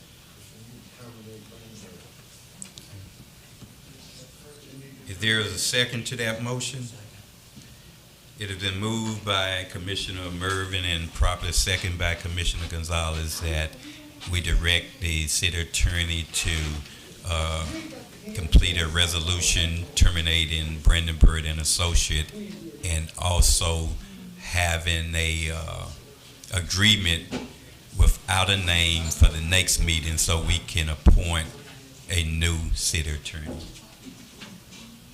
Call for questions. I have a question.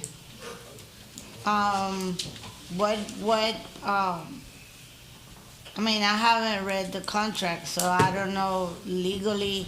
I know Mr. Brandenburg is not here, but the contract is with the law firm, and he still has his son. So I want to make sure that, it's not, I mean, I don't know in which terms legally. I want to make sure that we're not, I mean, how am I gonna vote? I haven't read it, I don't know. I have also not reviewed that contract, so I can't answer. Again, I'm happy to review it and then provide you either individual reports or report at the next meeting if you'd like. But I can provide you individual reports via phone or email in advance. Well, I can read the resolution 2021-18. It has a resolution of City of Pahokee Commission of City of Pahokee, Florida, approving a contract with Brandenburg and Associate PA for city attorney services. Whereas Mr. Brandenburg was hired as the city attorney at a special meeting, so it's not him and his associates. Mr. Brandenburg was hired as the city attorney. That's his contract. I think I it's can't, again, I would need to Brandenburg, review the PA. contract. Maybe it's just that resolution, but I assume that there's a separate contract that was attached. This is the contract. That's not the entire contract. This is the contract. I will give it to you. This is And the contract. if nothing is preventing us from terminating, then that's the request, is to move forward with that. But certainly, as an attorney, you have to read the actual contract yourself, but. And I'm happy to prepare the resolution, and Yeah. I can bring both things. Yeah, So I can absolutely. have the resolution on the agenda, have the report on the, have the report as well, and then you can just deal with. And see it the also report and says then- in here, it says that enter into a contractual agreement with Brandenburg Associates for Mr. Brandenburg to serve as city attorney. Okay. We have a motion on the floor. Is there any additional questions? Hearing none, are you ready for a vote? Roll call, Madam Clerk. Commissioner Mervin, Yes. Commissioner Gonzalez, Yes.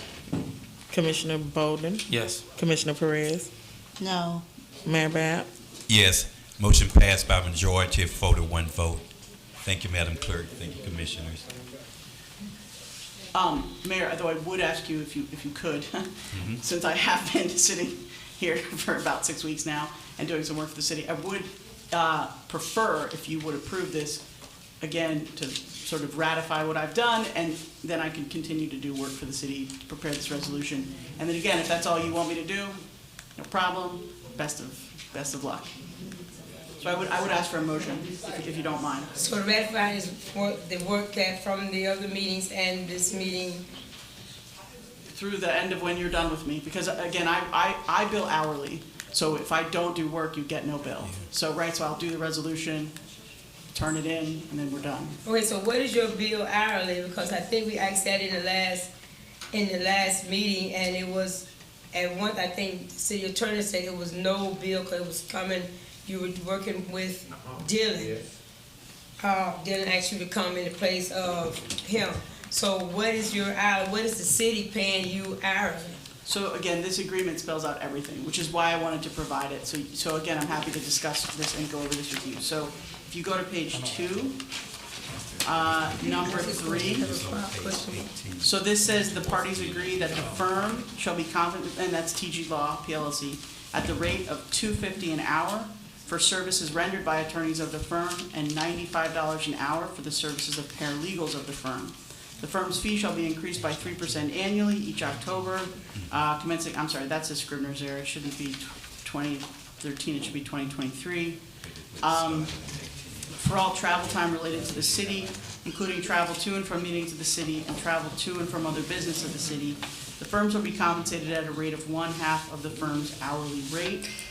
It goes on to talk about the reimbursement for reasonable and ordinary expenses and costs, including filing fees, which are customary in the event of litigation, recording, court reporters, photocopies, postage, research charges, mileage at the IRS rate, long-distance phone calls, and other usual and customary expenses. And just so you know, this is a significant reduction from my normal rate for any of my other clients. So this is substantively less per hour for the city of Pahokee.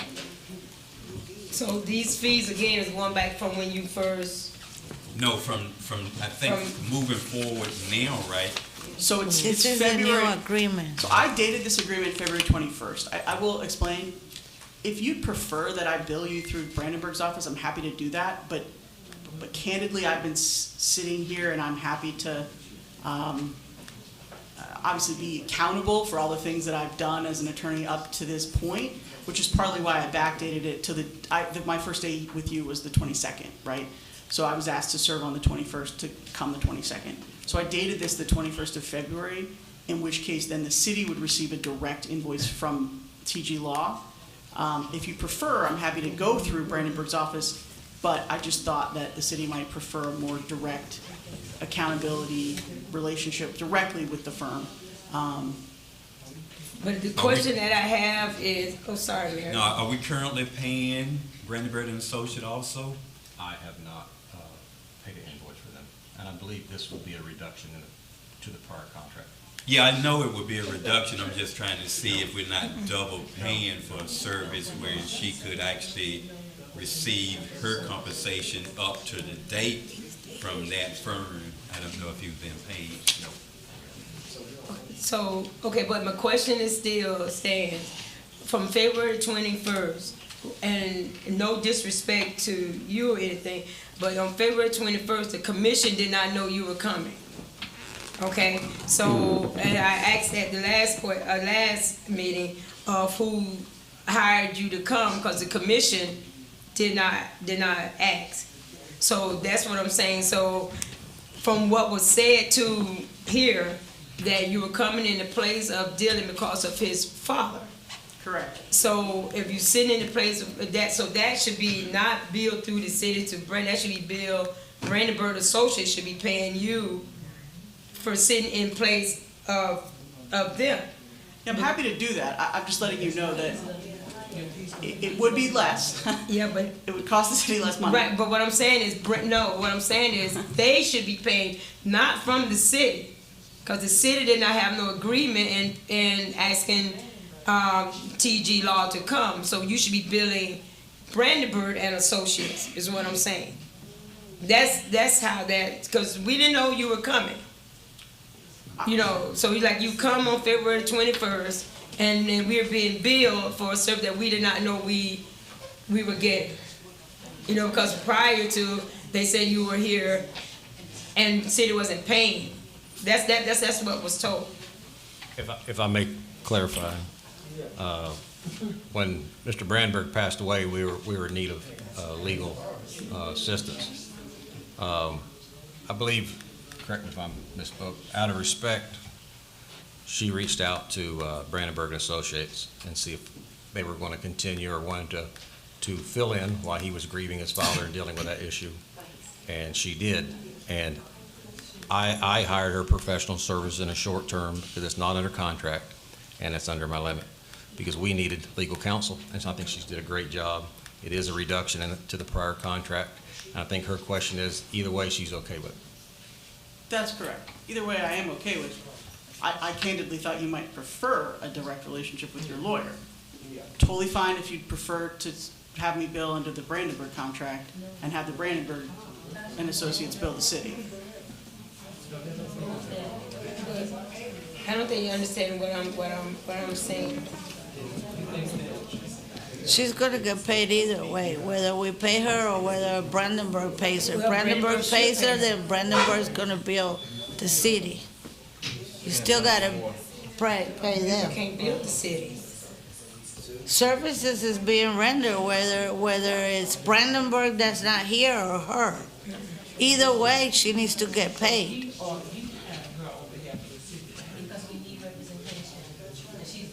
And that's good. But what I'm saying, that should have came, what I'm still saying, that still should have came to the commission to approve your attorney sitting, whether it be, you know. It is tonight.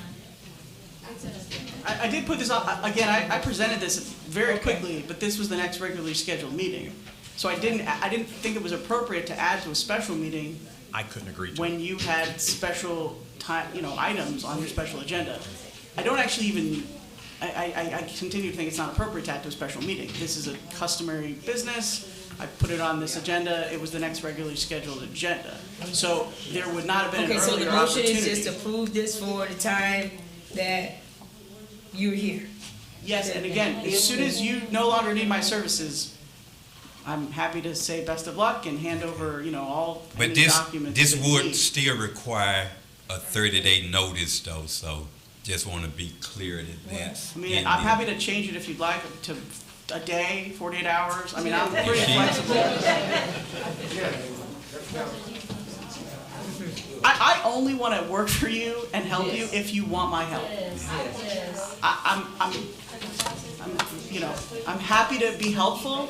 If you don't need any help and you have other representation, that's great.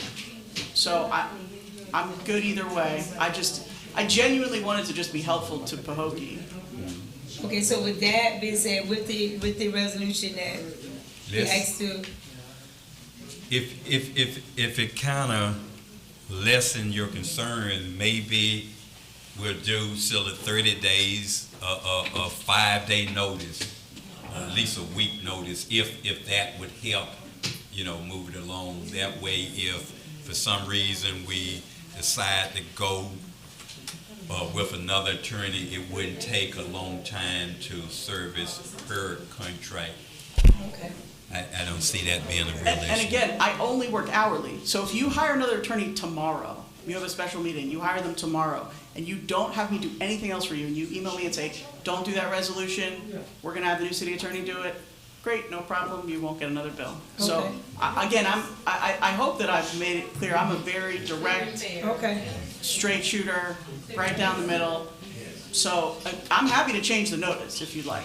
That 30 days is not essential to me. Right. Although, then, if I want to leave you, I, at this point, would have to give you 30 days, so if we cut it down, it would cut both ways.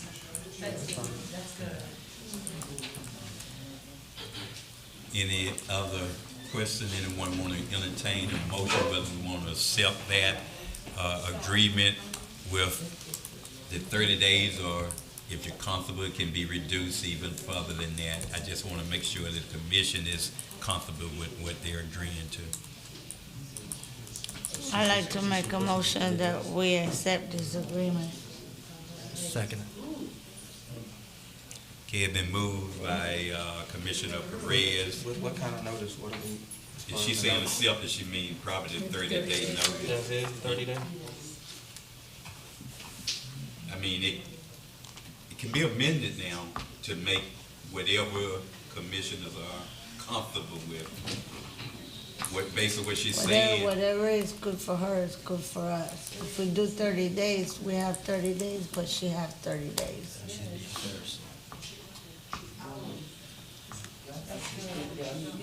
So we're at question. I mean, if you want to do amendment, if not, you're satisfied with that, we'll do that. But we have a motion and a second. And I'm calling for questions, so I'm asking questions. Who's second? Okay. Turn.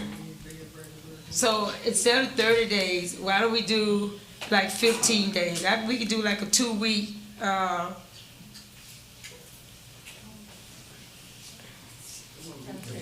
She's being fair. Okay. She's being fair. 30 days, she's being fair. 30 days. Okay, go ahead, ma'am. Okay. In additional questions? Ready for vote? Roll call, Madam Clerk. Commissioner Perez, Yes. Commissioner Gonzalez, Yes. Commissioner Bolden, Yes.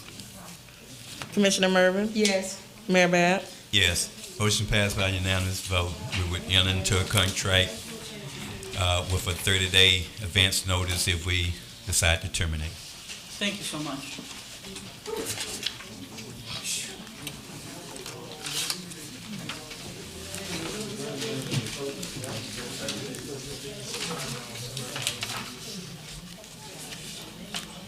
Now we'll move to commissioners' comments, and I'll start with, on my left, with Commissioner Gonzalez. Congratulations, Tasha, Keith, and Derek on the election, and let's move the city forward. Thank you. Thank you, Commissioner Gonzalez. And I'll just move on to my right. I'll start. Again, I would also like to congratulate both Commissioner Mervin and Commissioner Bolden on their victories, and of course myself. I'm going to pat myself on the back also. That will be done at, I believe, our next commission meeting. We swear in the Vice Mayor. April the 12th. April the 12th. Okay. I noticed on this report, and I've noticed it for a while now, at least 6-7 months that it occurred, that for the last 100 years, the mayor have always had a mayor report since inception, since incorporation. In July, with a change of a majority, we removed the mayor I think it would only be appropriate that we replace our order of agenda to include a mayor's report. I think we're one of the few cities that I'm aware of that don't have a mayor report. So I'm asking that that be placed back on the agenda on a regular, ongoing basis. It's in our charter. Yes, so sure, it's, in the charter. Yeah, that's what I'm requesting, since this commission took it off. I'm asking as a whole that we replace it back on. And I'll put that in the form of a motion, that the mayor report return to our regular agenda items. A second.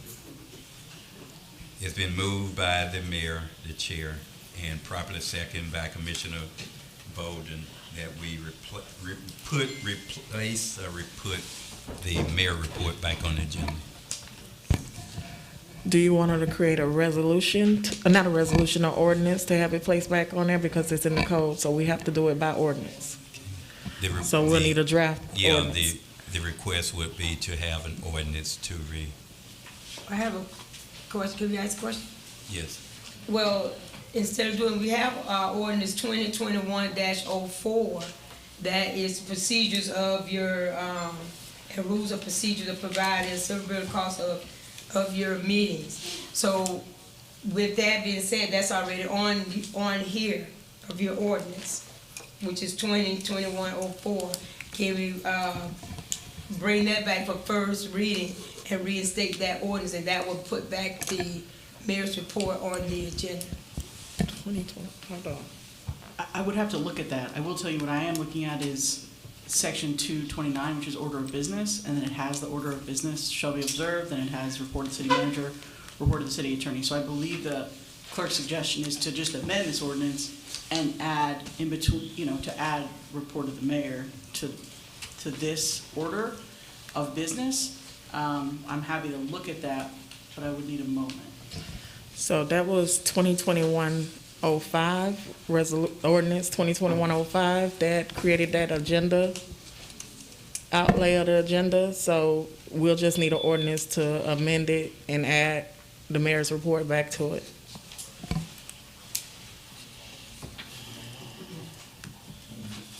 If you're making a motion or amendment to their motion, you could include that. I mean, they would still need to review it, but that wouldn't prohibit you from having that motion amended to include the original ordinance that we had in place. Yes, I would like to amend that with the resolution of 2021-04 to bring back for first reading.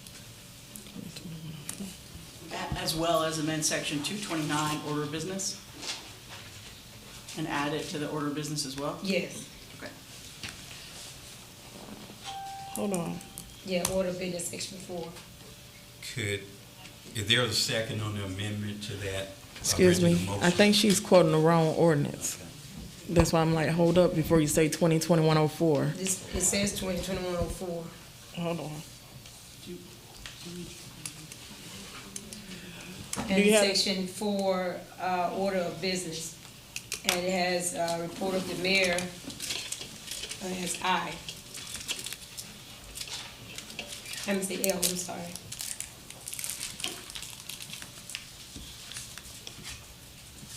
So that is 2021-05. 4 there, but we can change it to 5. Unless you have another one, give me a second, let me look. We can do 05. Yeah, it's 05. We can do 05.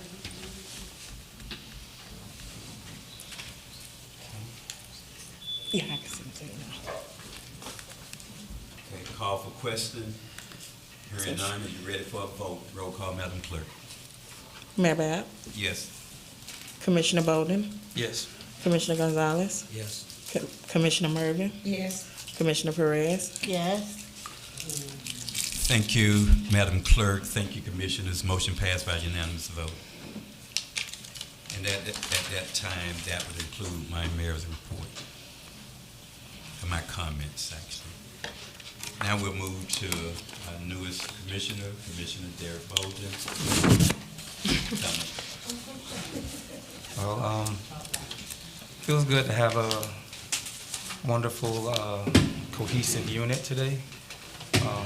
Not much going on, guys, and I'm hoping that we can continue this and to continue to do what's in the best interest of our city. Thank you.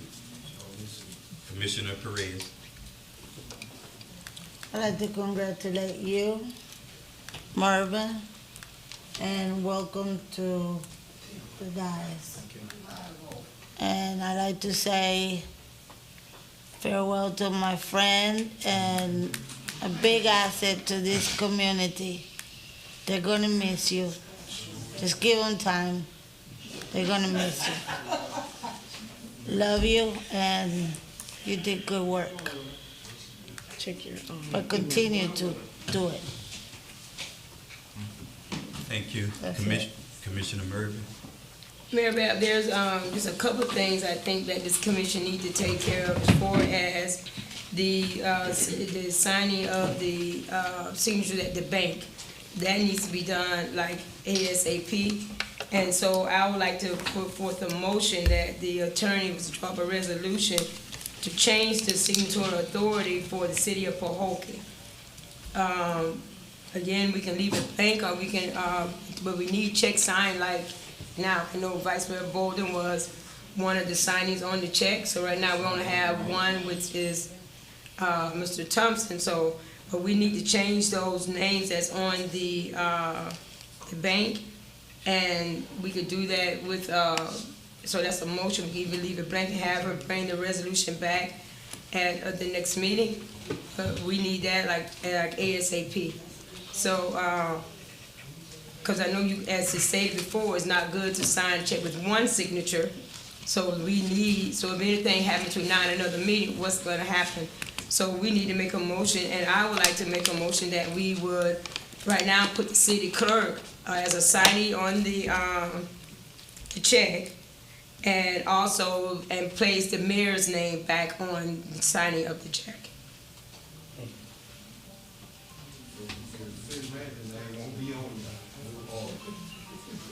So there'll be a resolution. Just for clarity, would the current signers remain? No. So there would only be two signers, the clerk and the mayor? I think it's be the clerk and the mayor. Would there be an alternate in the event of incapacitation or accident or? Not at this time.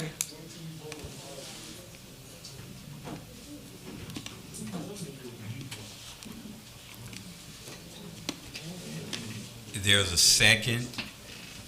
I second. It has been moved by Commissioner Mervin and properly seconded by Commissioner Bolden that the signatures for the bank be changed to terminate any previous signatures and to now include the mayor and the city clerk. Call for questions. Is this gonna be handwritten signature or stamped signature? Well, I like to put the motion that it should be original signature and no stamp used on checks. Yeah, that's fair. You can amend the motion to include that. Okay, I like to amend it. I'll second that. Any additional questions? Hearing none, you ready for a vote? Roll call, Madam Clerk. Commissioner Mervin? Yes. Commissioner Gonzalez? Yes. Commissioner Bolden? Yes. Commissioner Perez? Yes. Mayor Bab? Yes. Motion passed by unanimous vote. Mayor, I have one more. I know y'all say I'm talking about tonight, but I know there's a lot of stuff need to be taken care of. I have one more that I need to do. In the last commission meeting, I'm reading because I wrote my notes down, I couldn't type them. In the last commission meeting, we had some concerns about the firing of the city manager. So since then, I've changed my mind, and I would like to reconsider my vote with the firing of the city manager. The city commission has always followed the Rob Rules of Order. As such, the Rob Rules of Order allows for reconsideration of the item only by a member who voted prevailing. So I would like to reconsider my vote from fire of the city manager of last. I know they said the motion to fire him without cause. So my vote was yes. So I would like to reconsider my vote tonight and make that a no vote. You would like to amend that resolution? In order to for Robert's Rules of Order here, you may make a motion to reconsider that. There would need to be a majority vote to approve that motion for reconsideration. Then the motion would be opened, reopened, and it can be amended, it can be revoted on, it can be rescinded. But step one is the motion for reconsideration would need to be approved. Right, so that's the motion that I put for. I'm putting that motion out now. There's a second. I second. It has been moved by Commissioner Mervin and properly seconded by Commissioner Bolden to have Commissioner Mervin vote reconsidered. Call for questions. I have a question. So you don't want to fire him, you want him to stay? You're not reconsidering Right, your not- vote. I'm just- yeah. The motion is to reconsider the motion. So then the motion is reopened, and then you can have discussion Okay. on the motion as you originally did. So this is a motion to reconsider The motion for 2022-05. So it's to reconsider the resolution. But to stop him from being fired, or I So- don't understand that. It's gonna be a two-month, just, we need to get that first, and then I have another follow-up. It's supposed to take it out, and then she's gonna put another motion. To terminate. That's what she wants to do. So a motion for reconsideration can only be made by the prevailing party. That vote was made on a 4-1. So any of the four can make a motion for reconsideration. What the commissioner has done is made a motion for reconsideration. It was properly seconded. So now, if the motion for reconsideration passes, then the original motion, which was to terminate the city manager without cause, would be reopened. And once it's reopened, it's essentially, you can do anything you can do with a normal motion. So you could let it die, you could amend it, you could revote it, you could rescind it. But it essentially brings that motion back to the floor for discussion and for another vote, or other actions that can be done to it. But this first motion is a motion to reconsider that resolution, to terminate the city manager without cause. In additional questions? Hearing none, are you ready for a vote? Roll call, Madam Clerk. Commissioner Mervin? Yes. Commissioner Bolden? Yes. Commissioner Gonzalez? No. Commissioner Perez? No. Mayor Bab? Yes. So motion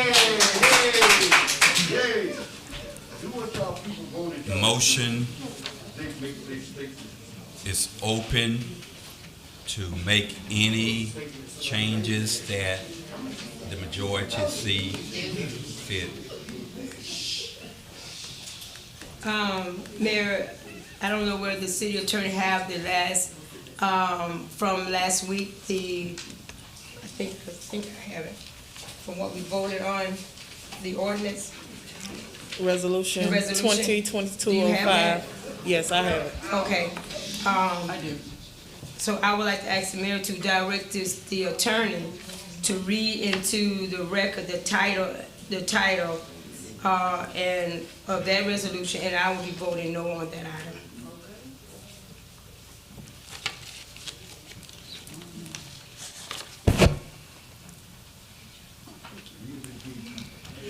This is Resolution 2022-05, a resolution of the City Commission of the City of Pahokee, Florida, in accordance with Article 3, Section 3.03, entitled Removal of the City of Pahokee Code of Ordinances, to provide reasons for the intended removal of the city manager and offer the charter officer, city manager, an opportunity for public hearing before the commission on the matters raised by the resolution. This is a preliminary resolution.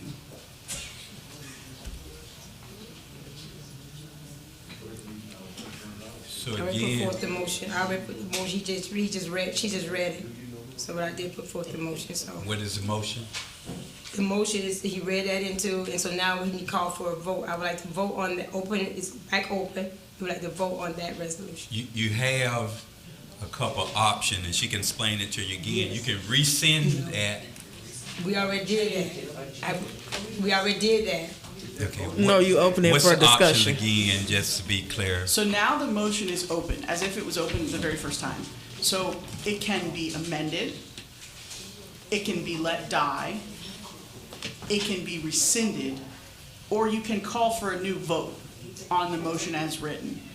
Or I'm sorry, on the resolution as written. So you I can. rescinded my vote on that. My vote was a yes. I'm voting no now on the first motion. No. Okay, for instance, if you wanted to terminate the city manager with cause, that could be a motion. That's the motion. If you wanted to rescind the motion altogether, you can put that for a vote. So whatever you want to do, you're open to be able to do that. My motion is to terminate the city manager with cause. So you're amending the motion. Amended the motion. To include termination, but with cause. With cause. So is that That's the same motion. resolution? I want to just advise, I believe you may be subjecting the city to liability based on some of the comments that you made, Commissioner, at the last meeting. So you're welcome to vote how you will, and you're welcome to change your position. But at the last meeting, you made some comments which, if you are now attempting to terminate him with cause, may be contrary if there was a future employment action with respect to this. So you're welcome to do what you will. It's my duty to advise you. The conduct at the last meeting and the remarks that were made may subject the city to some liability if there is future litigation with respect to the employment agreement. My motion stands. Excuse me, what comments were made? That's right, that's what I want to know. We would need to go back to the tape, but the general comments were that the city manager was doing a very good job. No. Sorry, she was not, I took the minutes. What happened is she was referencing something other commissioners were saying. Yeah, that wasn't me. That wasn't her saying it. She was saying that other members said it. It's in the notes. Oh, okay, very, very good. So my motion stands. I second.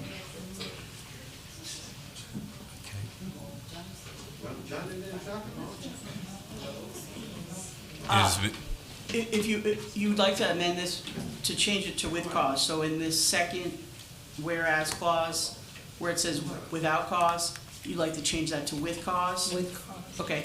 Would you like to provide any language that is specific?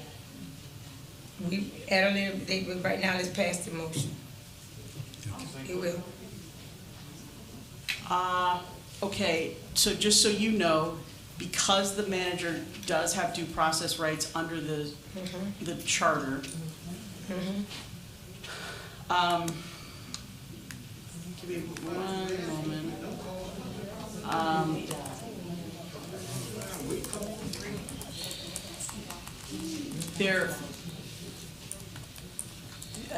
You may want to consider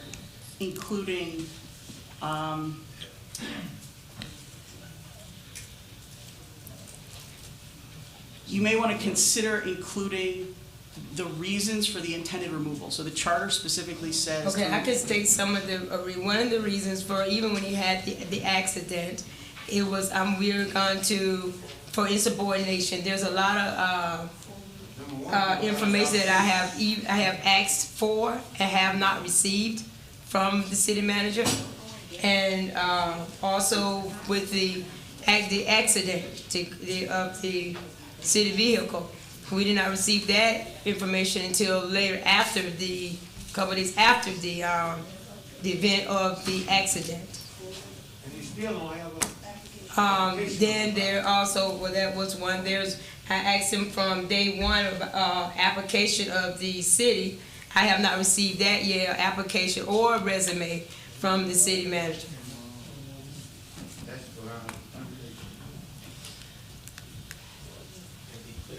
Okay, so just So in a lot of accordance, insubordinate. in accordance with the charter, so the city commission shall adopt a preliminary resolution stating reasons for the intended removal and shall offer the charter officer an opportunity for public hearing before the commission on the matters raised by the resolution. So I can amend this resolution to include the language you'd like.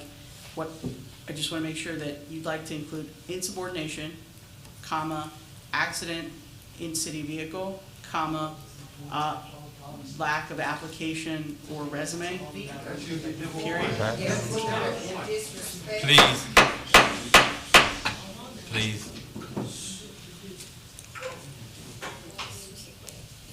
Is that all? Yes. So the four-wheeler, you sold that.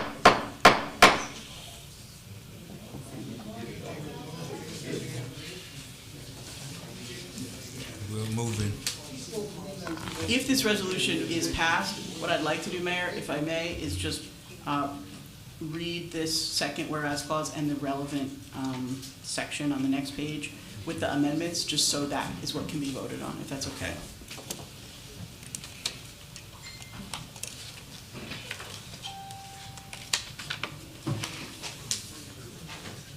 We've called for question. Are we ready for a vote on it? No additional questions? We didn't have a motion or a second for Yeah, this. it was moved by Commissioner Mervin and properly second by Commissioner Bowden.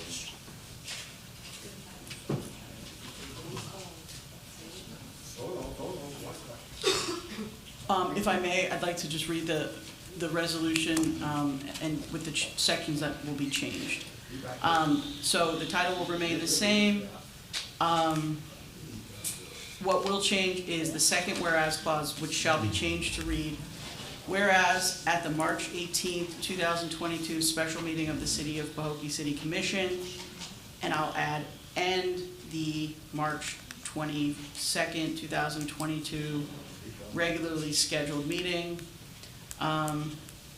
the commission voted to terminate the manager with cause. The reasons for the intended removal are insubordination, comma, accident in city vehicle, and lack of city application or resume, period. So that's the change that will be made to the second whereas clause of this resolution. Additionally, on page 2, under section 1, action, it will be changed to read, the city commission has voted to terminate the manager, Greg Thompson, with cause.